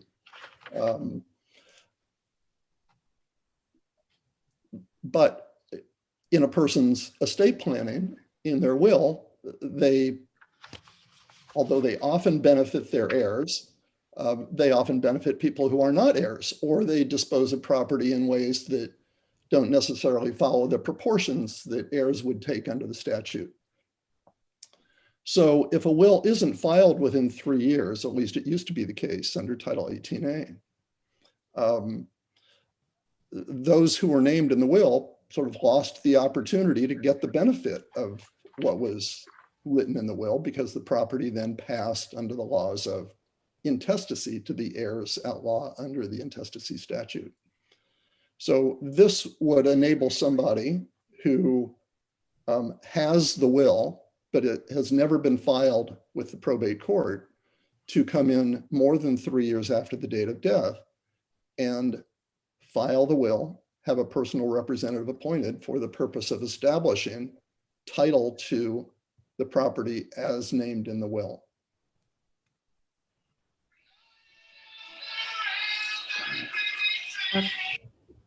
Thank you. Did you have a follow-up question, Representative Hagan?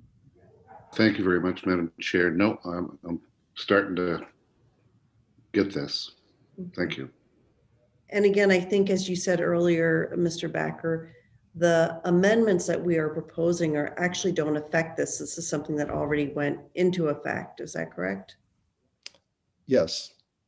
We're merely trying to resolve the ambiguous question of who does this apply to? Okay. Is it only to deaths after September 1 of 2019, or does it include deaths before the September 1, 2019 effective date? Okay, thank you. Senator Keim, did you have another question? All right, any additional questions for Mr. Backer? Do we have any additional questions for our analyst? Representative Harnett, you may proceed. And Mr. Backer, I'm going to send you back to the attendee list. Thank you very much for joining us today. Thank you, Madam Chair. I move LD 145 ought to pass as amended. Is there a second? I saw lots of seconds. Representative Moriarty's hand is still up, so seconded. Motion ought to pass as amended by Representative Harnett and a second by Representative Moriarty. Is there any discussion on the motion? Is the committee ready for the vote? Seeing no objection, Ms. Panett, will you please call the roll? I would be happy to. Representative Harnett has his hand up. I go ahead and call. Go ahead. Thank you very much. Senator Carney. Yes. Senator Carney votes yes. Senator Sanborn. Senator Keim. Yes. Senator Keim votes yes. Representative Harnett. Yes. Representative Harnett votes yes. Representative Babbage. Yes. Representative Babbage votes yes. Representative Galgay-Reckitt. Yes. Representative Galgay-Reckitt votes yes. Representative Moriarty. Yes. Representative Moriarty votes yes. Representative Sheehan. Yes. Representative Sheehan votes yes. Representative Hagan. Yes. Representative Hagan votes yes. Representative Downs. Yes. Representative Downs votes yes. Representative Libby. Yes. Representative Libby votes yes. Representative Poirier. Yes.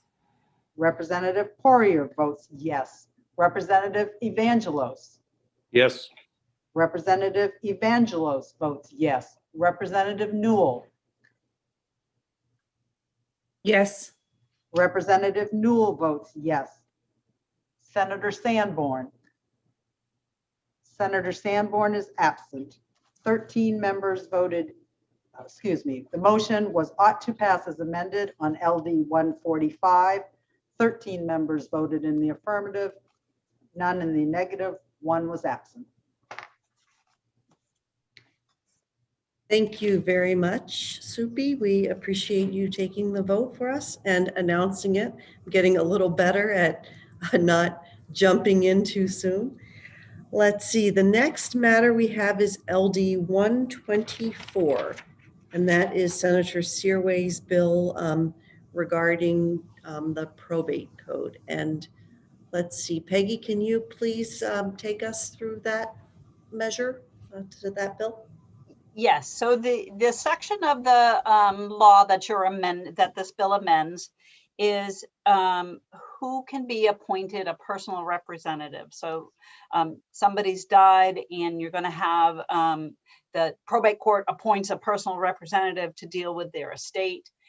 We used to call them executors or executrixes, but in Maine we call them personal representatives. There is a priority listing in the statute who is the highest level priority. And the highest level is actually whoever the decedent has identified in a will. After that, the priority is kind of a default, and it provides that after the person who's in the will, the surviving spouse of the decedent, who is a devotee of the decedent, then other devotees of the decedent, and then the surviving spouse, then the surviving domestic partner, then other heirs, and then 45 days after the death of the decedent, any creditor. So obviously somebody else hasn't kind of been appointed in between there, any creditor, And 6 months after the death, if no testacy proceeding has been held, then the state tax assessor could, upon application, be appointed the personal representative. So what this bill does is change the order. It moves the surviving domestic partner of the decedent to after the other heirs of the decedent. And I think it's important to know what the definitions are. In the probate code, spouse is defined for the whole probate code as including registered domestic partners and individuals who are in a legal union that was validly formed in any state or jurisdiction and that provides substantially the same rights, benefits, and responsibilities as a marriage. So that's why registered domestic partner is not mentioned any place, because it's defined at the beginning as the equivalent of a spouse. Anytime you see spouse, read that to mean registered domestic partner. You can't be a registered domestic partner if there's a spouse. If somebody's married, you can just be registered domestic partners. Domestic partner is defined as one of two unmarried adults who are domiciled together under long-term arrangements that evidence a commitment to remain responsible indefinitely for each other's welfare. And then heirs, which is an important term, is those persons, including the surviving spouse, who are entitled under the statutes of intestate succession to the property of a decedent. And so those are kind of the players in this statute. Domestic partner, elsewhere in just domestic partner, not registered, domestic partner is also listed in the priority before adult children in the probate code for who may be appointed a guardian of an adult or who may be a conservator. The definition of domestic partner that's in the probate code is also used in the protection from abuse statutory definition of family or a household member, where it includes domestic partner. That's the same definition. And that definition is used in the criminal code for domestic violence assault, domestic violence aggravated assault, domestic violence elevated aggravated assault, domestic violence elevated aggravated assault on a pregnant person. So the definition is used throughout the statutes. And although I couldn't find a case that actually said that the court adopts this definition, it used that definition to explain other statutes and did not in kind of non-decisional language say this isn't a good definition, the legislature needs to change that. So so I think the issue in front of you is whether you change the priority of who the probate court would consider as a personal representative. Just a reminder that who is being appointed personal representative can always be challenged by any of the heirs. And the whole idea is you want somebody who is really involved in the estate to be overseeing the estate as a personal representative. So there's some interest there. They're still bound by rules of being a fiduciary. They cannot act in self-interest. They have to act in the interest of the estate. Thank you. That was a great explanation. Representative Evangelos, did you have a question? You may proceed. Get myself unmuted here. Thank you, Madam Chair. I just want to, I want to be clear on that I understand this. So two domestic partners have lived together for 30 or 40 years and, shared the bills, shared the property taxes and paid the mortgage and done all of those life's responsibilities on a 50-50 basis. Under that scenario, the surviving domestic partner is going to get bumped down, Peggy? Under this bill, it would change that priority. Okay. Yes, they would be moved to below the heirs. Thanks. Other questions? We have the bill sponsor here, and let's see, Representative Hagan, I will recognize you, and then we'll just check in with the bill sponsor. Thank you very much. I would be glad to yield to the sponsor and then ask my question. Welcome, Senator Searway. It's nice to see you here today. Did you want to provide any final input to us today? Yes, I looked into a lot of the concerns from last week. One was, the registered partner, it just takes a little paper for both parties to sign and be considered registered partners. And that would simplify a lot. And I'd be willing to amend it to that. I'm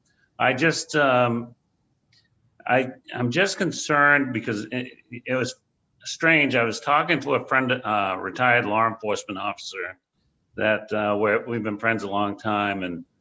And he had about 3/4 of a year ago, and a PA moved into his house because it's a big house. He's single. He said that it helps him a little bit on financially, but also that they kind of been friends a long time. And then I told him what my bill was, and he says, "Oh my God," he says, I've got to get a will because I don't want anything going to this PA. He says he's a friend, but that's it, and so if they were registered, then it would be less stress on the family knowing that this is all set. And I think that that's what I'm trying to do, is just eliminate the stress to all parties. And it's not anything to do with gender. This bill is just basically trying to clarify the situation. And I even remember a situation where a husband and wife, they had 4 siblings, and the wife had moved in, a lady, and she got divorced from her husband and moved in with her, and they were partners. But she could have actually been considered a domestic partner with her husband in that household, and that would have been a lot of stress for the family. So I'm just saying that we have to look at, if they went and registered, then it clarifies everything and it relieves all that stress. Right now, interrupt you for anyone a minute, could, Senator Searway, because I think Peggy, our analyst, had already addressed the registered. right, but in line 5 on this document, I don't know if you can bring it up, but line 5, it says in F-1, the surviving domestic partner of the descendants. So if a person dies and the person is domiciled there, that's considered a domestic partner if they've been longtime friends. Yeah, I don't think that's actually the definition of a domestic partner. Maybe I just want to make sure, because I don't want the committee to be misunderstanding terms that are already defined in the statute. Peggy, could you give us the definition of a domestic partner, please? Yes, a domestic partner means one of 2 unmarried adults who are domiciled together under long-term arrangements that evidence a commitment to remain responsible indefinitely for each other's welfare. So a roommate wouldn't really qualify as a domestic partner. They have some kind of arrangement between the 2 of them that evidences some kind of a commitment, often to the future, to take care of each other, and not just financially. It's each other's welfare. So it's supposed to be the equivalent of a spouse. And I agree with that, except for the fact, like in my friend's situation, He's got a PA living with him. He's taking care of him as far as like if he needs medication or whatever. That But sounds also like a he's business relationship. domiciled there. I mean, it could be get misconstrued, and many times senior citizens are taken advantage of. And I had a civil deputy, chief civil deputy from Kennebec County was going to speak today, but he's actually busy at an eviction situation. But he was going to speak as well if he could have, and said that he comes across many issues on this topic. And so this is just relieving the stress issue on that. Thank you, Senator Serway. And we appreciate you taking the time to speak with the committee today. We have a lot of business to do, and I'm sorry if I'm rushing you, but we do really appreciate the information you've provided. I see a couple of different hands raised, and I'm going to start with Representative Sheehan. Thank you, Madam Chair. I move ought not to pass. Thank you. Is there a second? Seconded by Representative Evangelos. And discussion on the motion. Representative Hagan and Senator Keim, I want to recognize you as well. I don't know whose hand was up first. Go ahead, Hello. Representative Hagan. Okay, thank you, Madam Chair. So what is the length of time for an official domestic partner? Is it 7 years? What by law, maybe Peggy could answer, or somebody who would know, is I probably missed it somewhere. What connotes that? If let's say I, for whatever reason, meet a person and we're together 3 months, does this bill say that we're domestic, we're considered that, or is it 7 years or 17 years? Yeah, let's let Peggy read the definition again. I think that would be helpful. Yeah, thank you. I can also share it if you want, but it means a domestic partner is one of two unmarried adults who are domiciled together under long-term arrangements that evidence a commitment to remain responsible indefinitely for each other's welfare. So there is not a specific time established there. You know, the longer they are together, probably the more the evidence supports the fact that they are domestic partners. But if they've entered into some kind of arrangement that looks like they, where they want to be together indefinitely and take care of each other's welfare indefinitely, then that would meet the definition. Thank you. Senator Keim? Thank you, Madam Chair.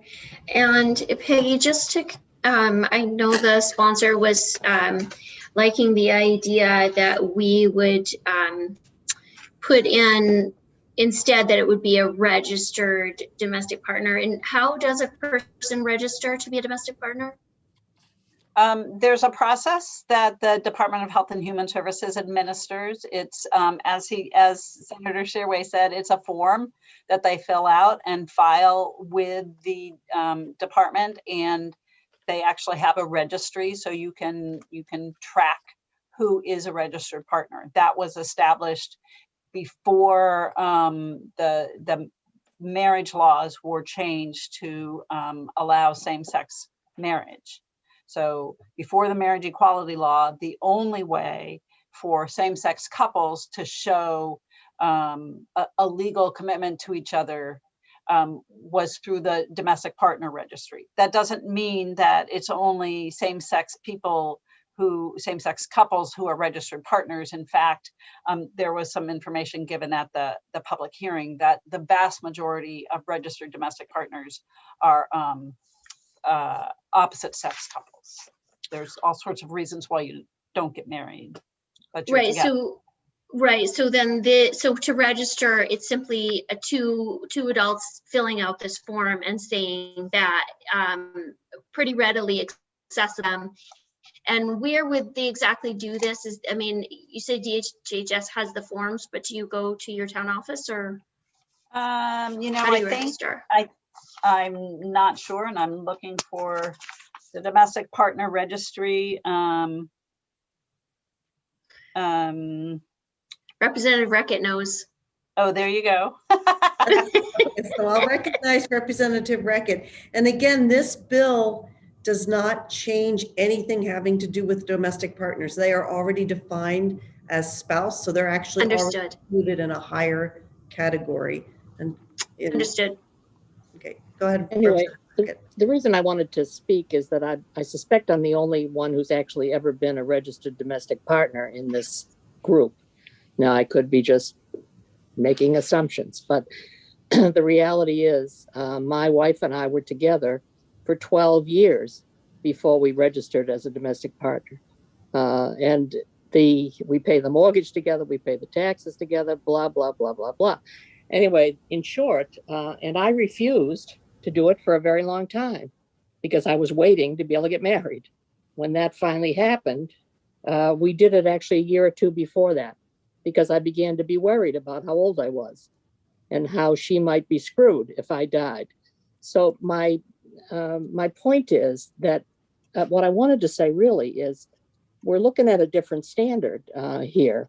If you are heterosexually married, this I'm talking in the past, 20 seconds ago, you are literally the spouse. That was never possible for those of us who were not. And so when I got the form, I think from Secretary of State, I could be wrong about that, but I'm pretty sure that's where it was. We had to, in fact, fill it out, get it notarized. We had to swear that we were, in fact, fitting the definition of domestic partners, and then send it in. And we eventually got back a certificate and, blah, blah, blah. So, but the point is that if you don't treat domestic partners the same, you're really setting up a two-tier system for people who either don't want to get married for legitimate reasons, which they may have, or people who at one point couldn't. So I just think I think right now it is, you could not, I believe that Senator Searway is legitimately concerned about his neighbor, friend, constituent, whoever it is. But I don't think there'd be a judge in this state that would declare his roommate who's paying him rent to live there a domestic partner. It's just not going to happen. So I think that I really am strongly opposed to this bill, and now I'll be quiet. I'm going to recognize Representative Moriarty. Thank you, Madam Chair. I have just several questions for Peggy to clarify. Peggy, if you die without a will, the intestacy laws kick in. And as I understand it, they provide a descending order of people who will share in the estate of the decedent. Am I right about that assumption? Yes. Okay. The bill, however, I believe does not deal with the shares of the survivors of a intestate decedent, but merely who stands in a position of priority as personal representative. Correct. So that I'm clear, as the law stands right now, in descending order, what is the order of priority as personal representative? The very first person is the somebody who's named in the will. So if you want to avoid all this, so no will, then the next person is, so there's no will. No will. Who's the first? It's spouse, I assume. Yes. Okay, so spouse is number one, and spouse includes registered domestic partner right now. Right. So, and then, the first three are knocked out if there's no will. So the first one is the surviving spouse. you're right. Surviving spouse includes a registered domestic partner. So the registered domestic partner is already included in Yes. the priority. Okay, so who are second and third currently? After that is the surviving domestic partner. And next after that is the other heirs. Okay. And so the effect of the bill then is to invert the positions of domestic partner and heirs, Yes, to switch them. yes. Okay, thank you.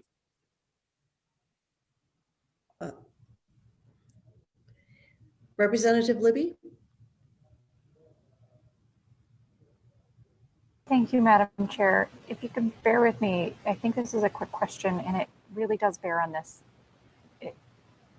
My question is, and I suspect Peggy could answer it with minimal research, but what is the legal standard by which a partner, domestic partner, can be on their partner's insurance?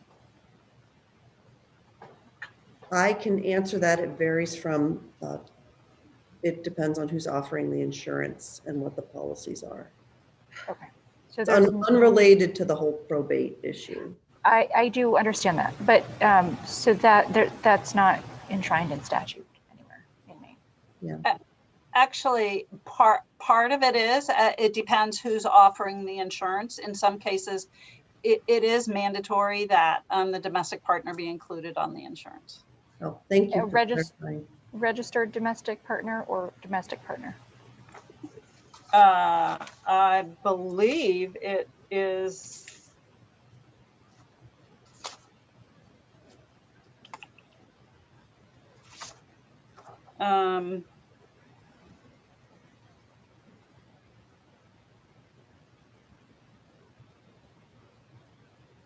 It's for domestic partner. Thank you. Representative Hagan?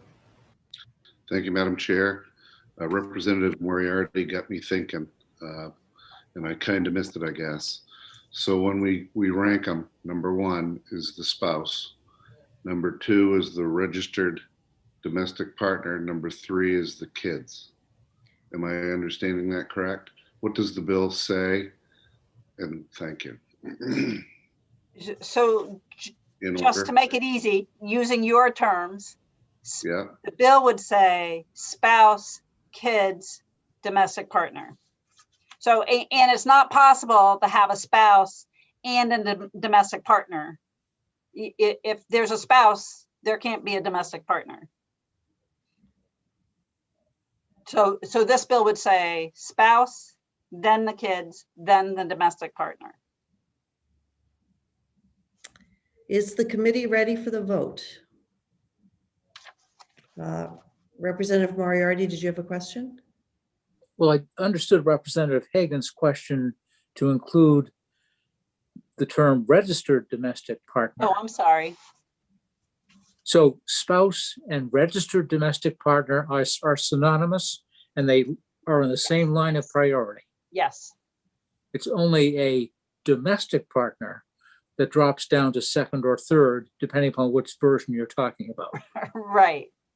Currently second, would be third if this bill goes through. Thanks. Is the committee ready for the vote? Looks like we are.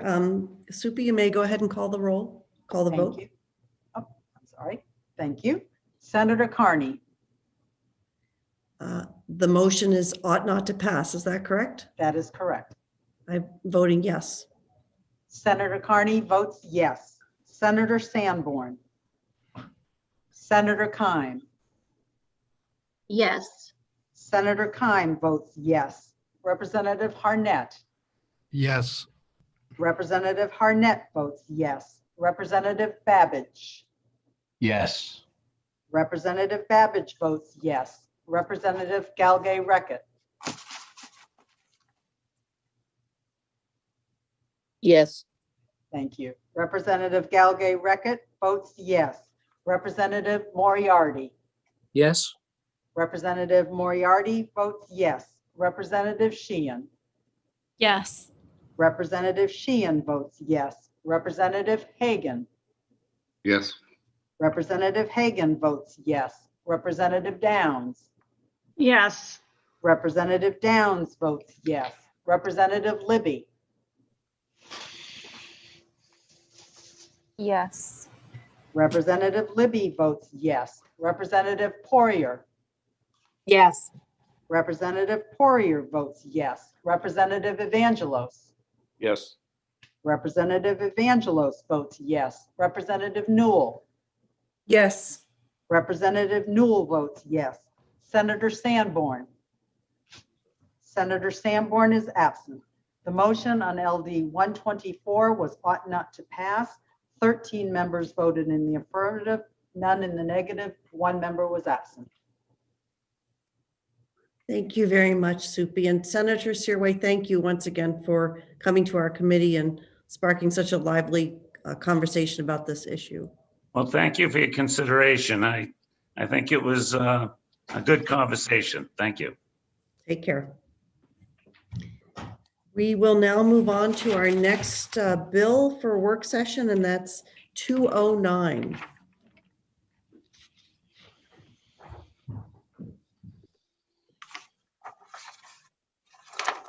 All right, so LD 209 is an act concerning name changes for minors. This is a bill that, two things. It came from the Family Law Advisory Commission. And second, it's the repeat of last year's bill that the committee worked on, and this ends up being the committee amendment that the 129th Judiciary Committee put forward. So I know there are some folks here who can answer specific questions. Melissa Martin is representing the Family Law Advisory Commission. The whole purpose of this is to put into one place how a minor's name would be changed if it's in any kind of family matters case, or just going to the probate court to change it. It also ensures that the right now a probate court is really not permitted to change a name if the parents don't agree. And I see that Kathy Ayers is really trying to get in. So maybe Supi, if you could send her, she's in. So if you want to talk to her, you can move her over.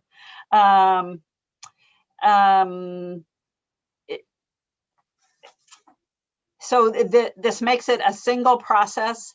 It gives the court specific factors to look at about whether the name change is in the best interest of the minor, and it lets the minor weigh in if the minor is of a certain age or of certain is sufficient maturity.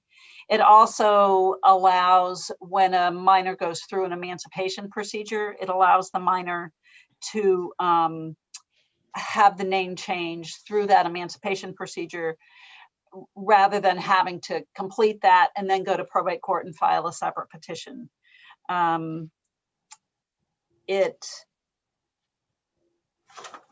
think that covers most of it, other than making it very clear in the Maine Parentage Act that this is a procedure that applies for a name change, not just basing it on good cause. The court has to go through all these factors, whether it's a district court under the Maine Parentage Act, or it's the probate court looking just for at a name change petition.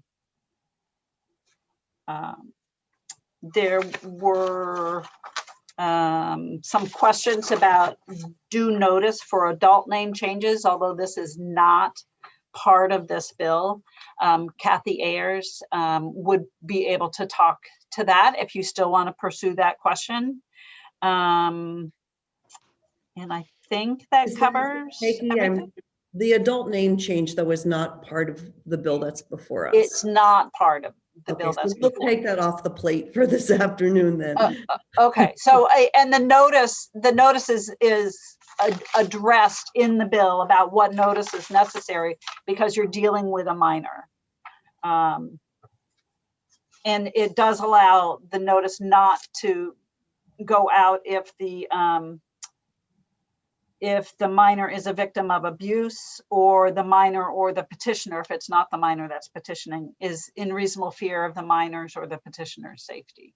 And that is really an important factor in all of this. Great, thank you. And it looks like, I'll just ask Ms. Ayers if she wanted to give us, I understand that you wanted to address the committee. Can you just very briefly make your contribution? I really wanted to address the committee on the two bills that I missed and couldn't get in.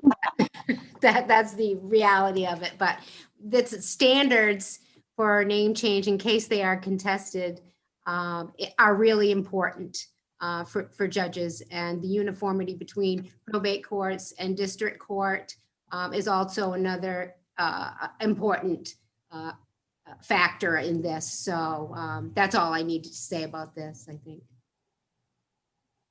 Thank you. I'm opening the floor up for questions or motions. Representative Babich, did you have a question? I had a question for Ms. Ayers. Does she want us to reconsider those two bills? No, but heck no. Thank you. Senator Keim? Thank you, Madam Chair. I would like to request a corner caucus for 5 minutes. Yes, we can do that for sure. Thank you. Thank you.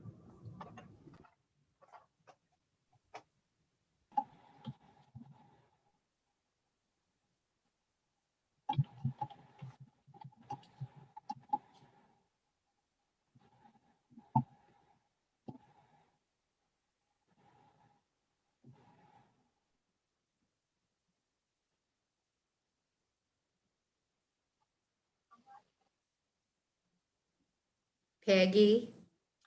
Hi, just so you know, we are on YouTube. I know, I know. I waited all afternoon for those two hearings. And I'm so sorry. Again, I was like. Right, well, and now I'm just seeing that I got a couple messages in chat about, oh, I can answer those questions, and I'm not looking at chat while I'm talking, so sorry.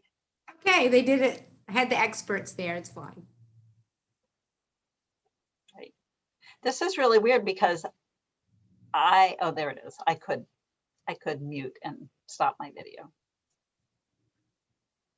So Melissa, if you need to correct anything I said, please. Oh, no. I was going to make my correction, but I think it's probably fine. It's up to you. Yeah. But you're talking about emancipation. Yeah. I don't think it really impacts it. I didn't want people to have a misunderstanding where those happen now. Yeah. Right. Yeah. We're good. So I don't know how they do this. They can go into these little side things. They must have like a breakout room set up or something. I don't know how they do it. But because I'm nonpartisan, I don't need to know how they do it. We've been doing mediations by Zoom for district court cases, and it's actually working really well, I think. Oh, great. Yeah. And you have those breakout rooms, and then you can come back together. Yeah. So. Well, I know some of the continuing legal education programs where, like with the winter bar meeting, there were, everybody came together, and then they would send you to your concurrent meeting. Yeah. Okay. You don't have anything to say about the next bill. Yeah. Huh. Trying to figure out why people are here. Oh, 192. Okay. Yes. So the Senate is coming in at 5, so we will be done by 5. I'm glad for you.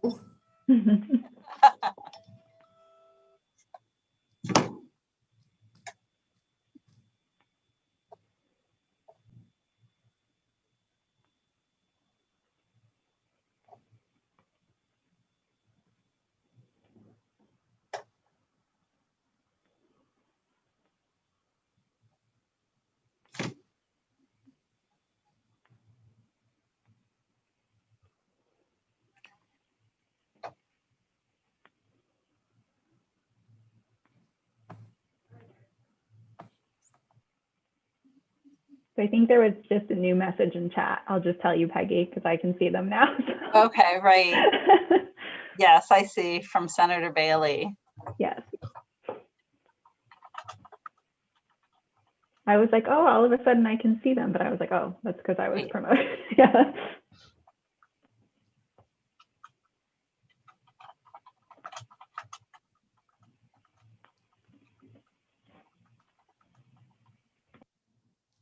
So we will be losing a quorum at some point. Correct, Peggy?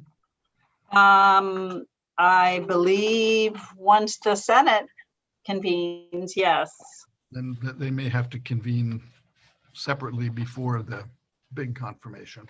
You know, they may. Oh, right, right, right. I believe they're caucusing at 4. Oh, Both parties. I think that time might have been moved back a little bit. Oh. Okay. Right. So, I mean, you can continue to hold a work session, but you would not be able to vote. And we would have no senators participating in the work session. But which is never a good thing, but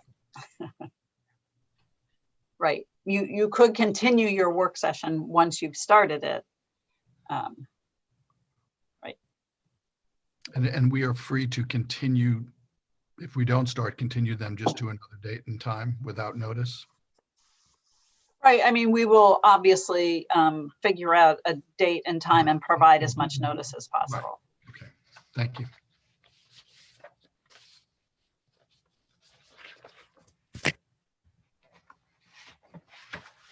It really looks like the next opening you have will be next Thursday afternoon. Okay. Thanks. I'm just disappointed because I was so excited to make the motion on that. We'll save it private for road. you. We'll save it for you. All right.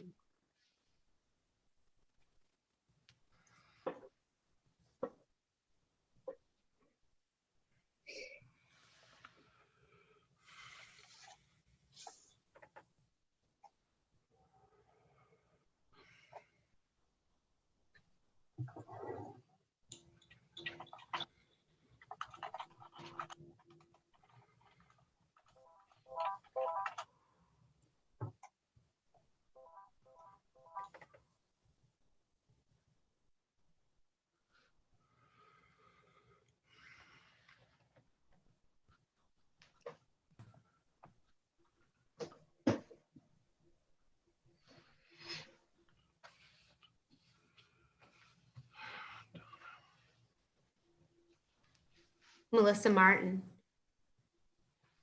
Were you aware that the registrars asked for the fee in the name changes to be raised? I wasn't aware. Of a I bill apologize. and for that. I just wanted to mention Okay. that.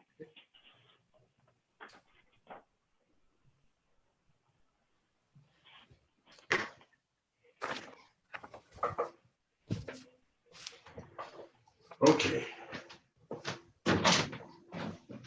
Hi, Donna. LD 27 was passed as amended. Clock amendment. Okay, and we understood you were okay with that, that the proponents were okay with this.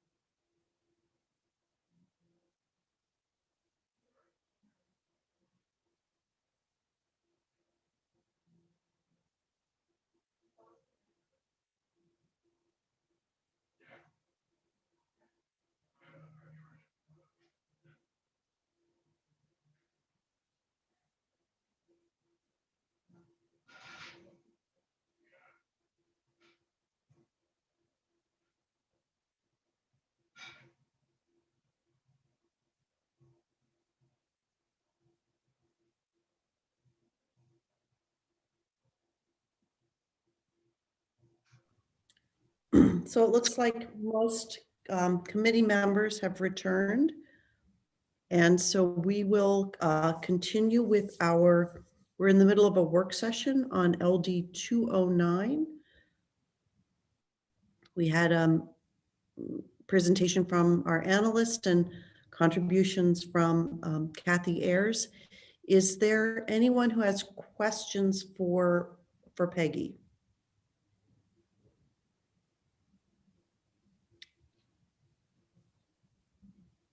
I'm not seeing any questions. Is there a motion?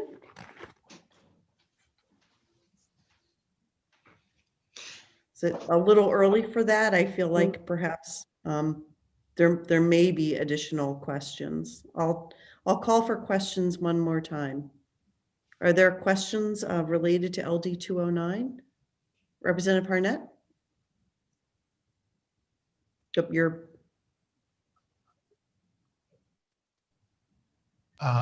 I have my hand up for the motion. You may proceed.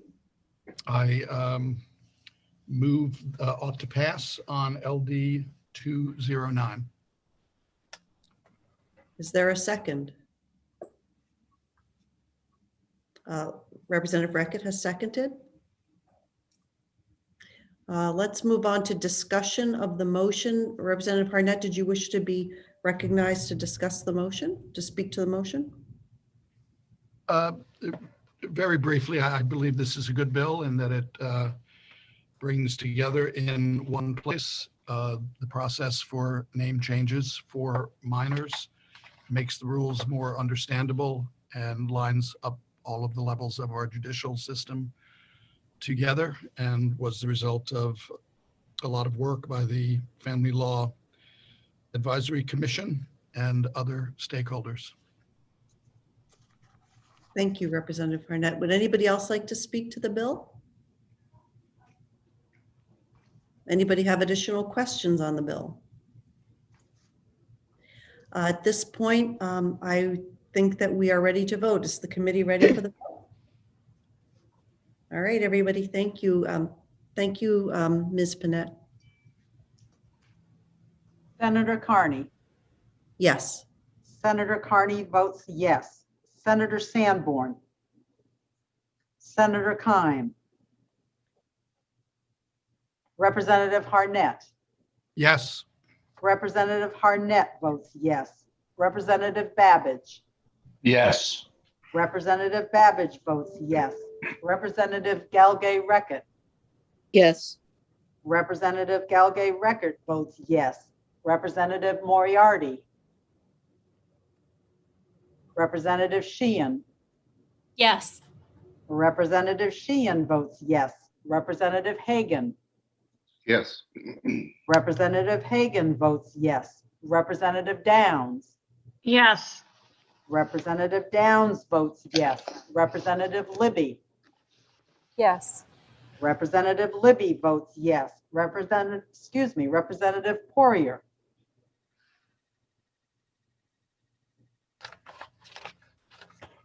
Representative Poirier, I'm sorry, I didn't hear. Yes. Thank you. Representative Poirier votes yes. Representative Evangelos. Yes. Representative Evangelos votes yes. Representative Newell. Yes. Representative Newell votes yes. Senator Sanborn.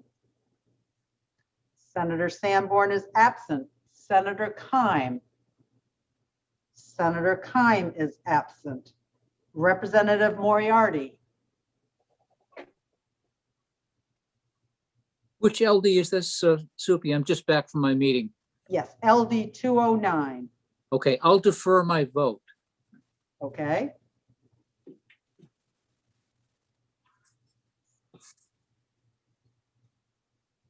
The motion on LD 209 was ought to pass.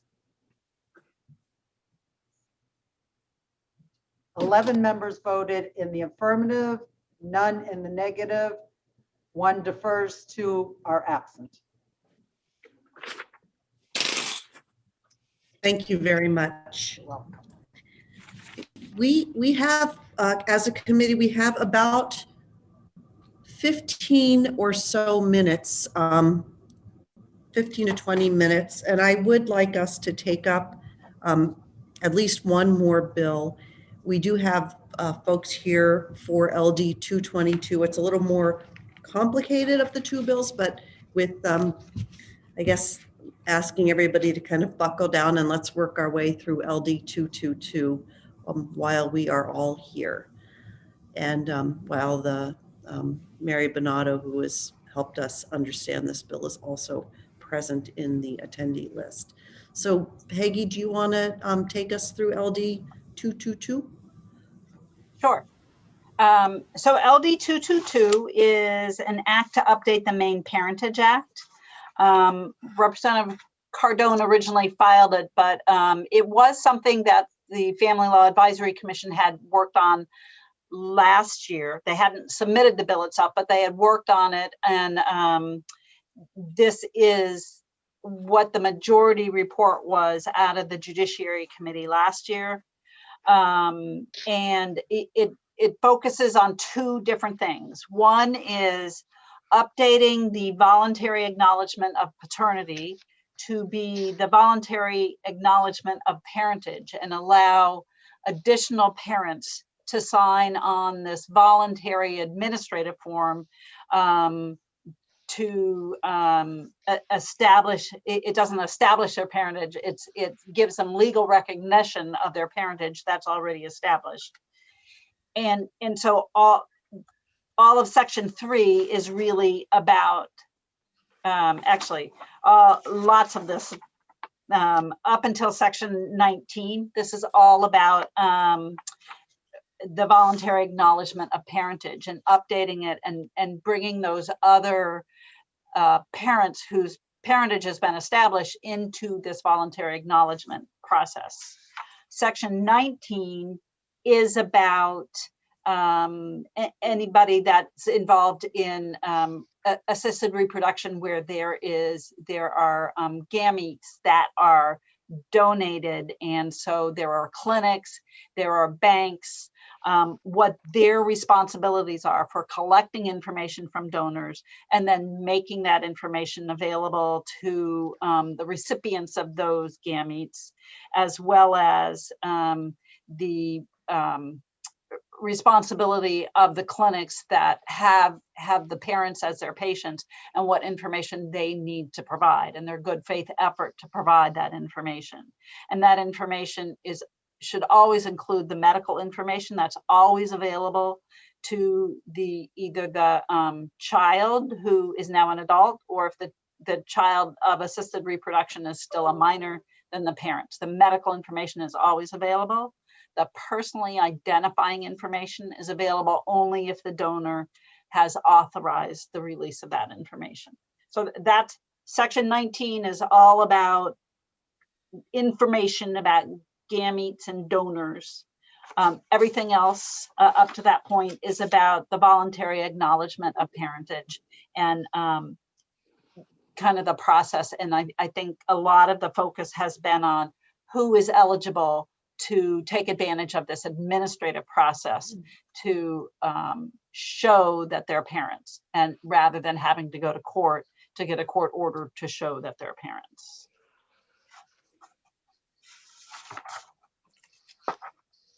Thank you. That was a very concise and accurate summary. Do committee members have questions? Because this was a bill that was a little more complex. We did spend quite a bit of time on it at the hearing, I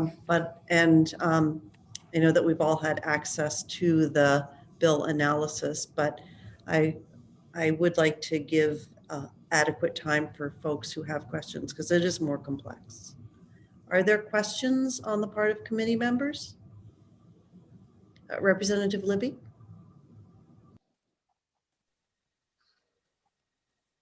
Thank you, Madam Chair. First up, I have a question regarding the database. So section 19, I believe, subchapter 9, information about donor. Given that there are underlines everywhere. I know that this is a new section. So I'm just curious, is there, what I've been trying to figure out since the hearing is there a problem this is trying to fix?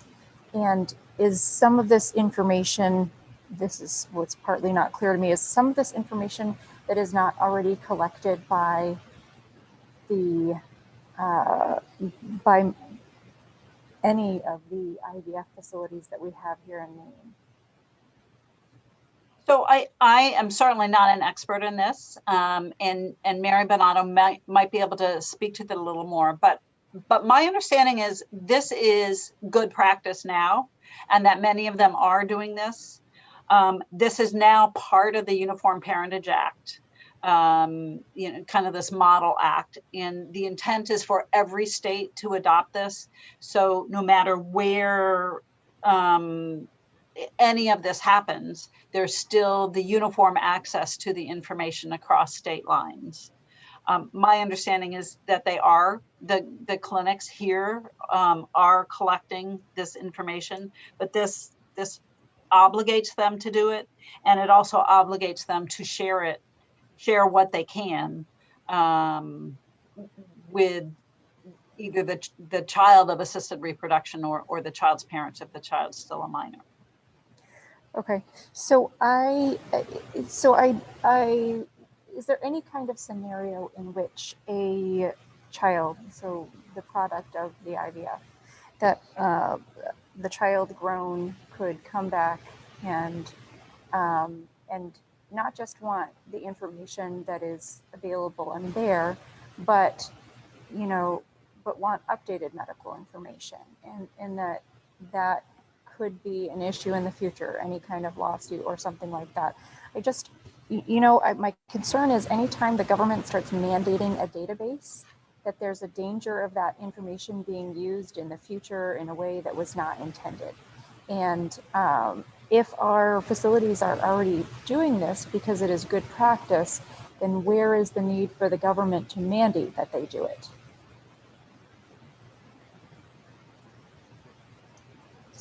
So I'm not sure what would happen, 20 years down the road if they get updated if the clinic gets updated information from donors about what's happened since the egg, the sperm was donated. So I don't know if that's happening now, and I don't really know that this is would address that. Okay. But your other question about if they're already doing it, they're just trying to put into practice or put into statute the good practices and ensure that there is the record keeping going on, and it works across state lines. Okay, so a follow-up to that, Madam Chair, if it's okay. So it sounds like there hasn't been an incident then that made this a necessity per se. There was not an incident where the information was not available. Is there a date? You say you're advised to keep your tax returns for so many years. So is there a date similar to that this would expire, that the facilities are no longer required to keep that information? I don't know that there's one in the statute. Okay. I don't see one. Okay. So that information is simply to be kept for perpetuity?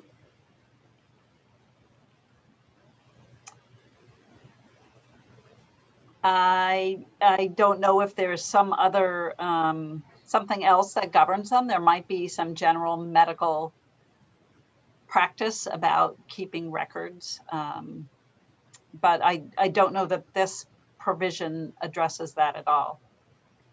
So if it is not addressed in this, what would the prevailing wisdom be that they do or do not have to keep it for a certain number of years, and would that get them in trouble? would there be potentially a clinic held responsible if they didn't have the information after a certain number of years? I just wonder if that is a little, it seems vague, if it's not even known how long. So section 1956 says they shall collect and maintain records of the screening and testing and comply with the reporting requirements in accordance with federal law and applicable laws of the state. So there might be some overriding federal or state laws dealing with this type of information. I'm not aware of them. Okay. But this allows each state to kind of tailor how long they would have to be kept. Okay.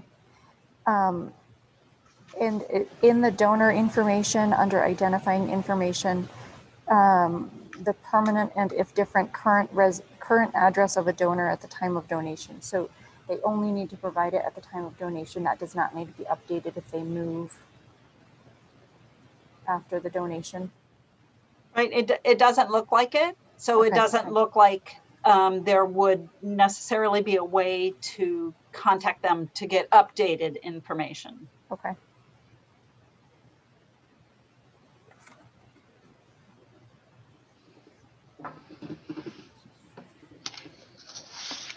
Representative Hagan, did you have a question?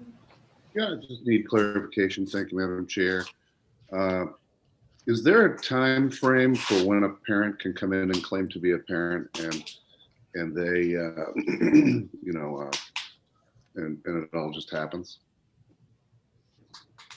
So are you talking about using the voluntary acknowledgement of parentage? Yes. Or just in general? Well, I think just in general would be. I would really like to invite Debbie Willis to help with this because she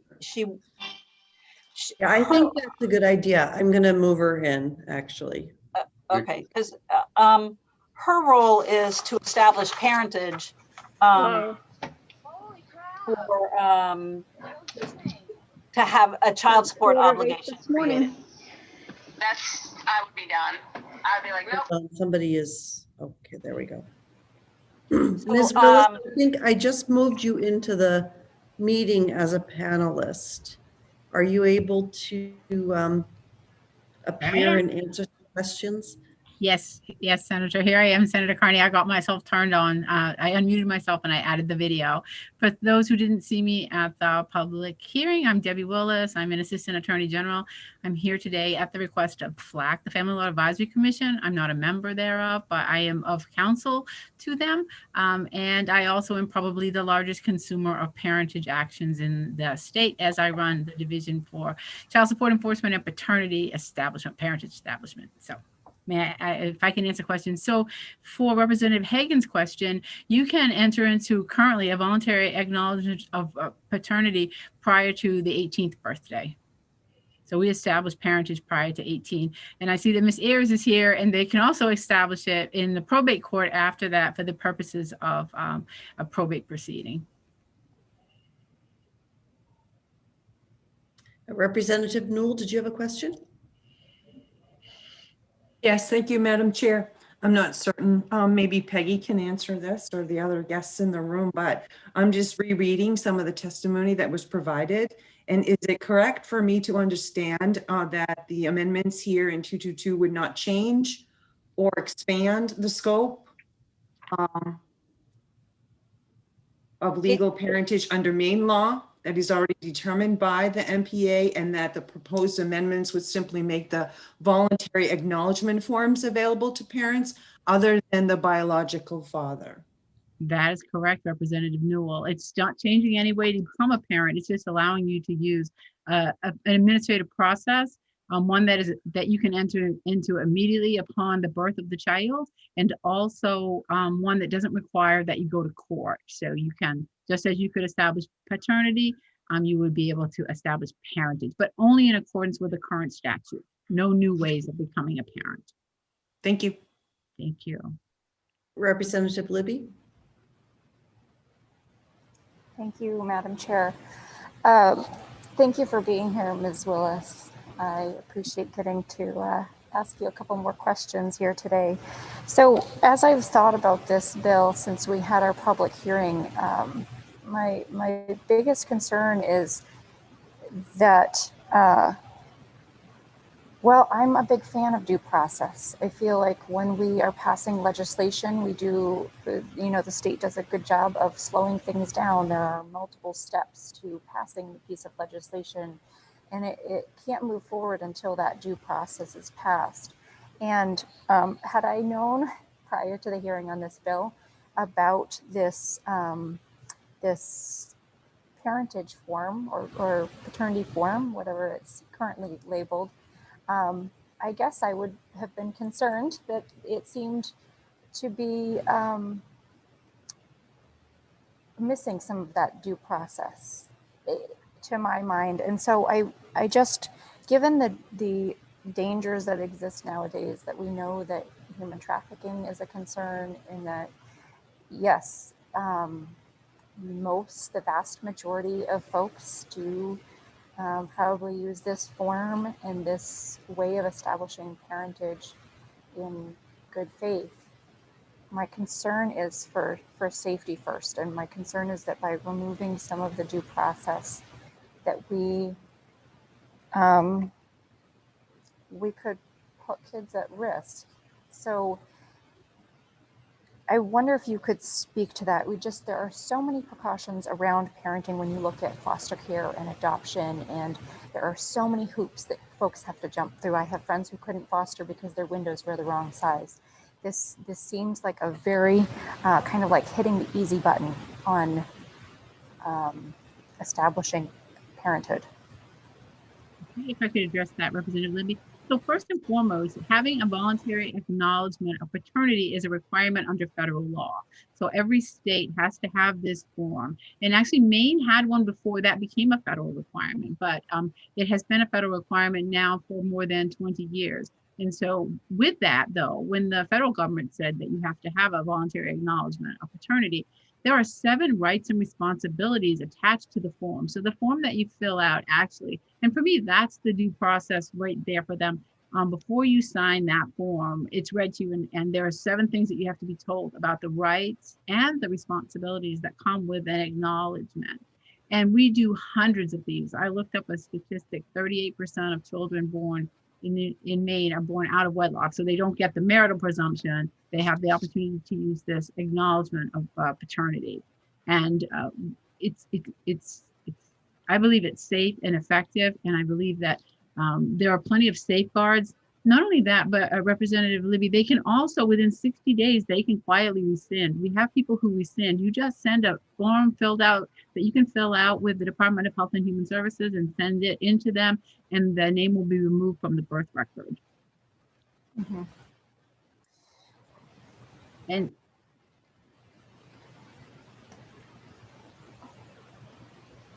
Representative Hagan? Thank you, Madam Chair.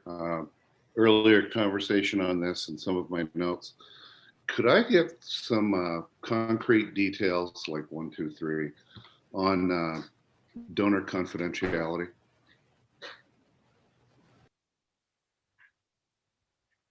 I don't. Who are you addressing the question to? I don't even know. I was just curious as to, in this bill, what levels of donor confidentiality are there or not?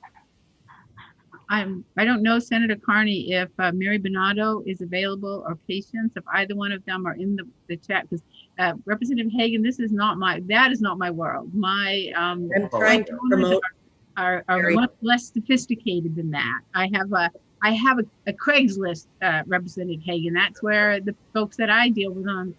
Yes. So I see Mary Bernardo's coming up there. They are very, they. Okay, thank you, and I'm sorry, I apologize. Oh, it's a good question. There's Mary Bernardo. Thank you so much for joining us and for hanging in there all day with us. Are you able to address the question? I want to make sure I'm answering the question. With respect to donor confidentiality, I didn't know if you were referring to the second part of this bill, the one that would add the Article 9, with respect to fertility clinics and gamete banks. Right. Yeah, I think, is that what you're asking, Representative Hagan? Yep. Yes. Okay. Thank you. And the bill specifies, I actually have a few things to say, but the bill specifies that the donor must issue a declaration as to whether they wish their identifying information to be revealed on certain conditions or not. That's their identity, but that their medical information, such as it is, in a non-identifying way, can be made available again under certain conditions. So in terms of the identity issue, it's under the control of the donor. Thank you. And you also said that you had some other things that you wanted to share with us. Would you like to go ahead with those? Well, just briefly with respect to Article 9 or the proposed Article 9, we did a quick bit of research, and with respect to record, well, first of all, this isn't a government database. I just wanted to clarify that. These are records that Representative Libby, that individual fertility clinics or sperm banks would keep. The major body that regulates, well, doesn't regulate, but sets best standards is called the American Society for Reproductive Medicine. They recommend permanent retention of this information. But that's a best practice, and not everybody follows best practices, which again is why you have this law or a proposed law. And then in that vein, just bear in mind that what is proposed here operates against the backdrop of federal and Maine law. And in that respect, federal law requires 10 years of record retention. This is under the FDA. It's a regulation. I can send the site, and if that's helpful, in the chat or whatever. But 10 years from the date of administration. And then in Maine law, records are, again, these are two different regulations, that medical records are generally to be kept for 5 years, and hospitals are supposed to keep records for 7 years. So that's the framework here. And again, since you might be 18 when you want to request these records, or 20 or whatever it might be, I think the implication is they would be extended for a longer period of time. And maybe Maine already does regulate in this area. Maybe they'd have to regulate here too. I don't know. Thank you very much. Committee members, do you have any questions either for Mary Bonato or Debbie Willis, or for our analyst? Is the committee ready for a vote on this? Actually, we don't even have a motion yet, so we backtrack. Representative Moriarty? Thank you, Madam Chair. I do have some concerns about subchapter 9 and the maintenance of donor privacy. I realize that the donor may sign a declaration precluding disclosure of his or her identity, and then can withdraw that statement at a later date. I guess what concerns me in particular is the provisions of section 1955 sub 1, which provide that when a person conceived by assisted reproduction is 18 years of age or older, that person can request from the bank identifying information about the donor. The bank must then make a good faith effort to locate the donor and advise the donor of the fact that someone has requested information. That someone would be a person conceived by that donor. And I'm just concerned that this could really disrupt the life of a donor decades after the fact in a way that would be detrimental to that person's state of mind, personal peace, or what have you. And it just makes me a bit uncomfortable. I mean, at some point, these decisions ought to be deemed final, and I'm just concerned about the disclosure of this information or about putting someone in the position of having to say no decades down the road when someone, an offspring, has asked to know who his or her parent was. So I do have some reservations about this new language. That's all I have. May I reply briefly? Yes. Thank you. Yes, please do. Yeah, and I want to say that, right, I think the intent here is to provide some clarity, and after 1954-1 is 1954-2, which says the donor may sign a declaration attested under oath that they do want to disclose their personal information, or that they do not. And the disclosure, any future disclosure of identity, refers back to that declaration. So I don't know if you're talking about an instance right now, for example, where somebody doesn't do a declaration or somebody's not on top of things, and there's an issue that comes up with health or curiosity, and they go ahead and sue these people anyway. They say, I want to know. So this is actually a way to provide some order to that system, but without going so far as creating a government database, but to say you've got to police yourselves a little bit here. I'm not saying it solves your concern, but I think that's what's going on. Did you have a follow-up? Thank you very much. Do you have a follow-up question, Representative Moriarty? Yes, Madam Chair. Additional concerns are the likelihood that a particular bank may go out of business. It's not clear where that bank's recorded information is to be sent, presumably to a comparable bank. But along the way, it just strikes me that someone's attested intent not to disclose personal information can get lost, and that identity can be disclosed inadvertently by someone who may not be paying attention years down the road, or when documentation has been lost. It's cutting edge stuff for me, and I'm not saying I could never come around, but I just have some reservations at this point.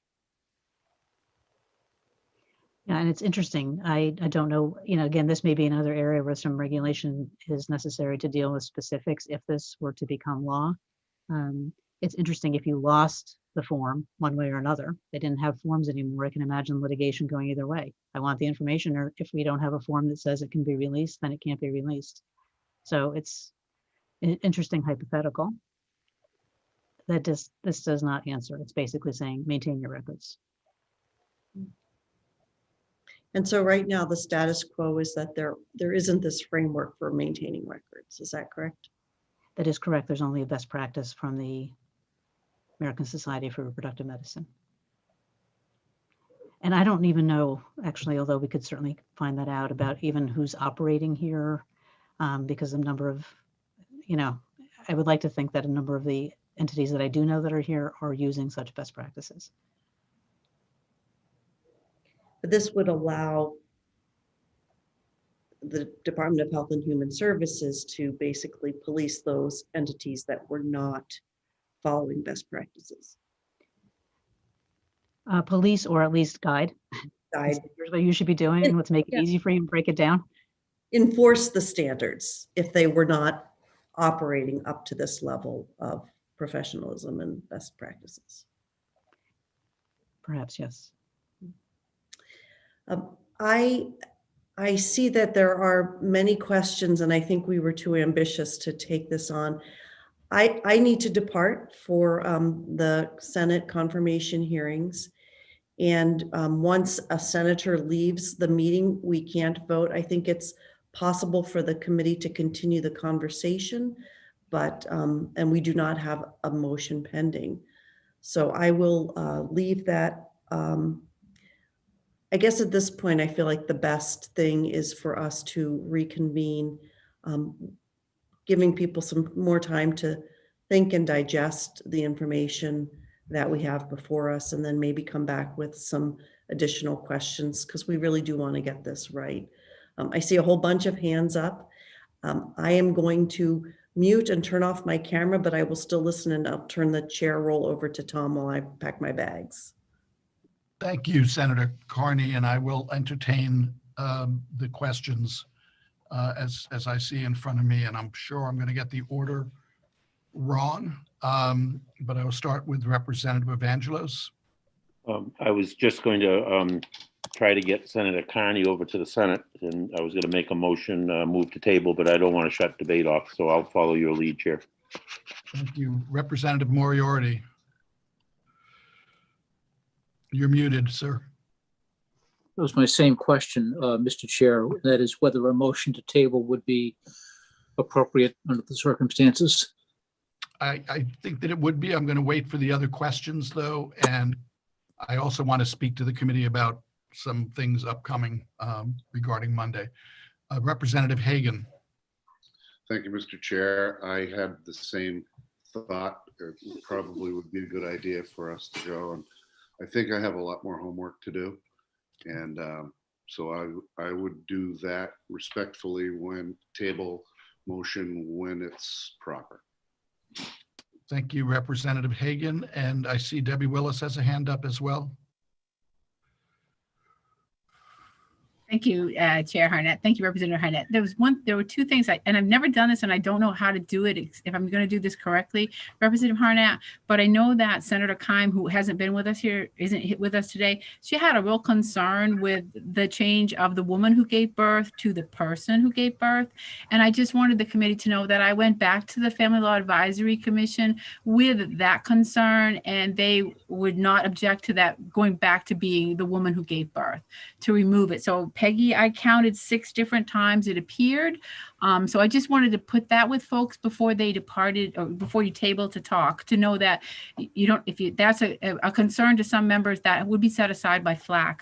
The other thing is I just wanted to share with Representative Moriarty, I know his concern, but I would say that Ancestry.com and 21andMe has been an amazing eye-opening experience as for children finding out about their various siblings around. I would think that the information held by the banks is in far greater confidentiality than what reality is today with these Ancestry.coms. But I understand and appreciate your concern. And thank you, Representative Harnett. Those are my 2 comments. Thank you, Ms. Willis. And we received testimony from the Christian Civic League after the public hearing regarding the same issue. So they will be, I believe, pleased to hear those changes are acceptable. And with that, and I do feel badly, Mary, I know you've been hanging out here all day. The committee's been at this since 10 o'clock this morning. So I would entertain a motion to table. We will give people as much advance notice as possible as to when these work sessions will be rescheduled. I have a feeling it might be next Thursday, but I need to talk to our analyst after we get off this meeting. And I know that a lot of my colleagues have other caucuses that they have to go to that start pretty shortly. So I would entertain a motion to table. I see Representative Evangelos has a hand up. Yes, sir. Thank you, Mr. Chair. Move to table LD 222. Thank you. And do I have a second? Seconded by Representative Moriarty. Motion to table is not debatable. May I have the clerk call the roll, please? Ms. Panett. Yes, I'm here. We don't have a senator. Oh, we can't even vote on the motion to table. Well, you can just I guess we just have to sit here forever. I'm going to. I'm sorry. A de facto tabling of this bill because we can't move forward with it. So if I am violating the rules, they know where I live. But I do want to alert committee members that we are going to try to meet at 9:30 on Monday, March 1st, so we can discuss our appearance in front of the AFA, Appropriations and Financial Affairs Committee, regarding the biennium budget proposed by the governor. So we can walk everybody through that process. I also want to let you know that we received a request from both the Maine Commission on Indigent Legal Services and the their board to invite David Carroll from the Sixth Amendment Center. He needs a formal invitation to attend that proceeding, and Senator Carney and I sent a letter to that effect this afternoon. So he will be there to present his findings and the findings of his report. And I also want all committee members to know that anybody is free to testify at that hearing. There's a time for public testimony. I recently attended their hearing on municipal revenue sharing, and there's an opportunity. So anybody who wants to be heard about that aspect of the governor's budget or any other aspects of the governor's budget on this committee, or members of the public or other members of the legislature, will have the opportunity to do that on Monday, March 1st. Representative Evangelos. Go ahead. Yes, let me get I'll raise my Representative Evangelos, and then I'll get back to you, Peggy. Representative Evangelos. Thank you, Mr. Chair. Do we need to confer a formal invitation to the ACLU or Mr. Hayden, or is that? That was not, neither the ACLU nor Mr. Hayden have requested that for us. I don't believe he has the same limitations on testifying that Mr. Carroll does. It's much like when we deal with legal service entities, we have to make a request for them to participate. Mr. Hayden is a regular participant in lobbying on behalf of the ACLU of Maine. So I think if he wants to be there, he will be there. And I'm certainly happy to contact him to let him know if you have an interest in that. Okay, thanks a lot. I'm sure he's aware, but I didn't know if it worked the same for him. Thank you for that. Yes. Peggy. Hi, I was just going to say that the materials about the biennial budget are posted on the Judiciary Committee materials page. And there's, the Attorney General, the Judicial Branch, Human Rights Commission, Maine Indian Tribal State Commission, Indigent Legal Services Commission, and Pine Tree Legal Assistance. There's also a couple of language provisions in there. One is about MCILS. One is about the Public Guardian Conservator Bond, which was a bill that the committee considered last year because the law court has said the state's immune when the state is acting as the public conservator or the public guardian. The state is immune from suit for any negligence or actually reckless action. And so if the state's immune, why bother to pay for a bond? So that language is actually in the budget. And I think that's going to be an issue that people, they've at least brought it up in other discussion in front of appropriations. So those things are in front of you. The money is actually in the Health and Human Services Committee's budget for the conservator bond. It's only $14,000 a year. But anyway, all that material is there. If you want me to send anything to you, let me know. I'm assuming you get enough email as it is. No. And I'm just going to assume that you will find these things on the website. If I'm wrong about that, please let me know. I'm happy to share anything. I will continue to put testimony on the Google Drive, but there is a new way to get testimony from the website, and it will be eventually linked to each LD page on our committee website. So you'll be able to access all the testimony as soon as it's posted, not waiting till after the hearing. Thank you. And Peggy, are you available for a quick call after we're off this meeting? I am indeed. Okay, thank you. And Thank you. Thank you very much. And I saw our committee clerk, Ms. Panett, had a hand up as well. Yes, I did. Actually, I just called the Appropriations Committee clerk and I was told that you will be receiving a panelist link for Monday, either tomorrow or Monday, early Monday. That is So for look- 10 o'clock, right? That's right, but you need the link, and it's not coming from me, it's coming from appropriations. And can you get us a link for 9:30 on Monday so we can Sure. meet as a committee prior to that? Is it just for the committee? Do you want just a meeting? A simple Just- meeting?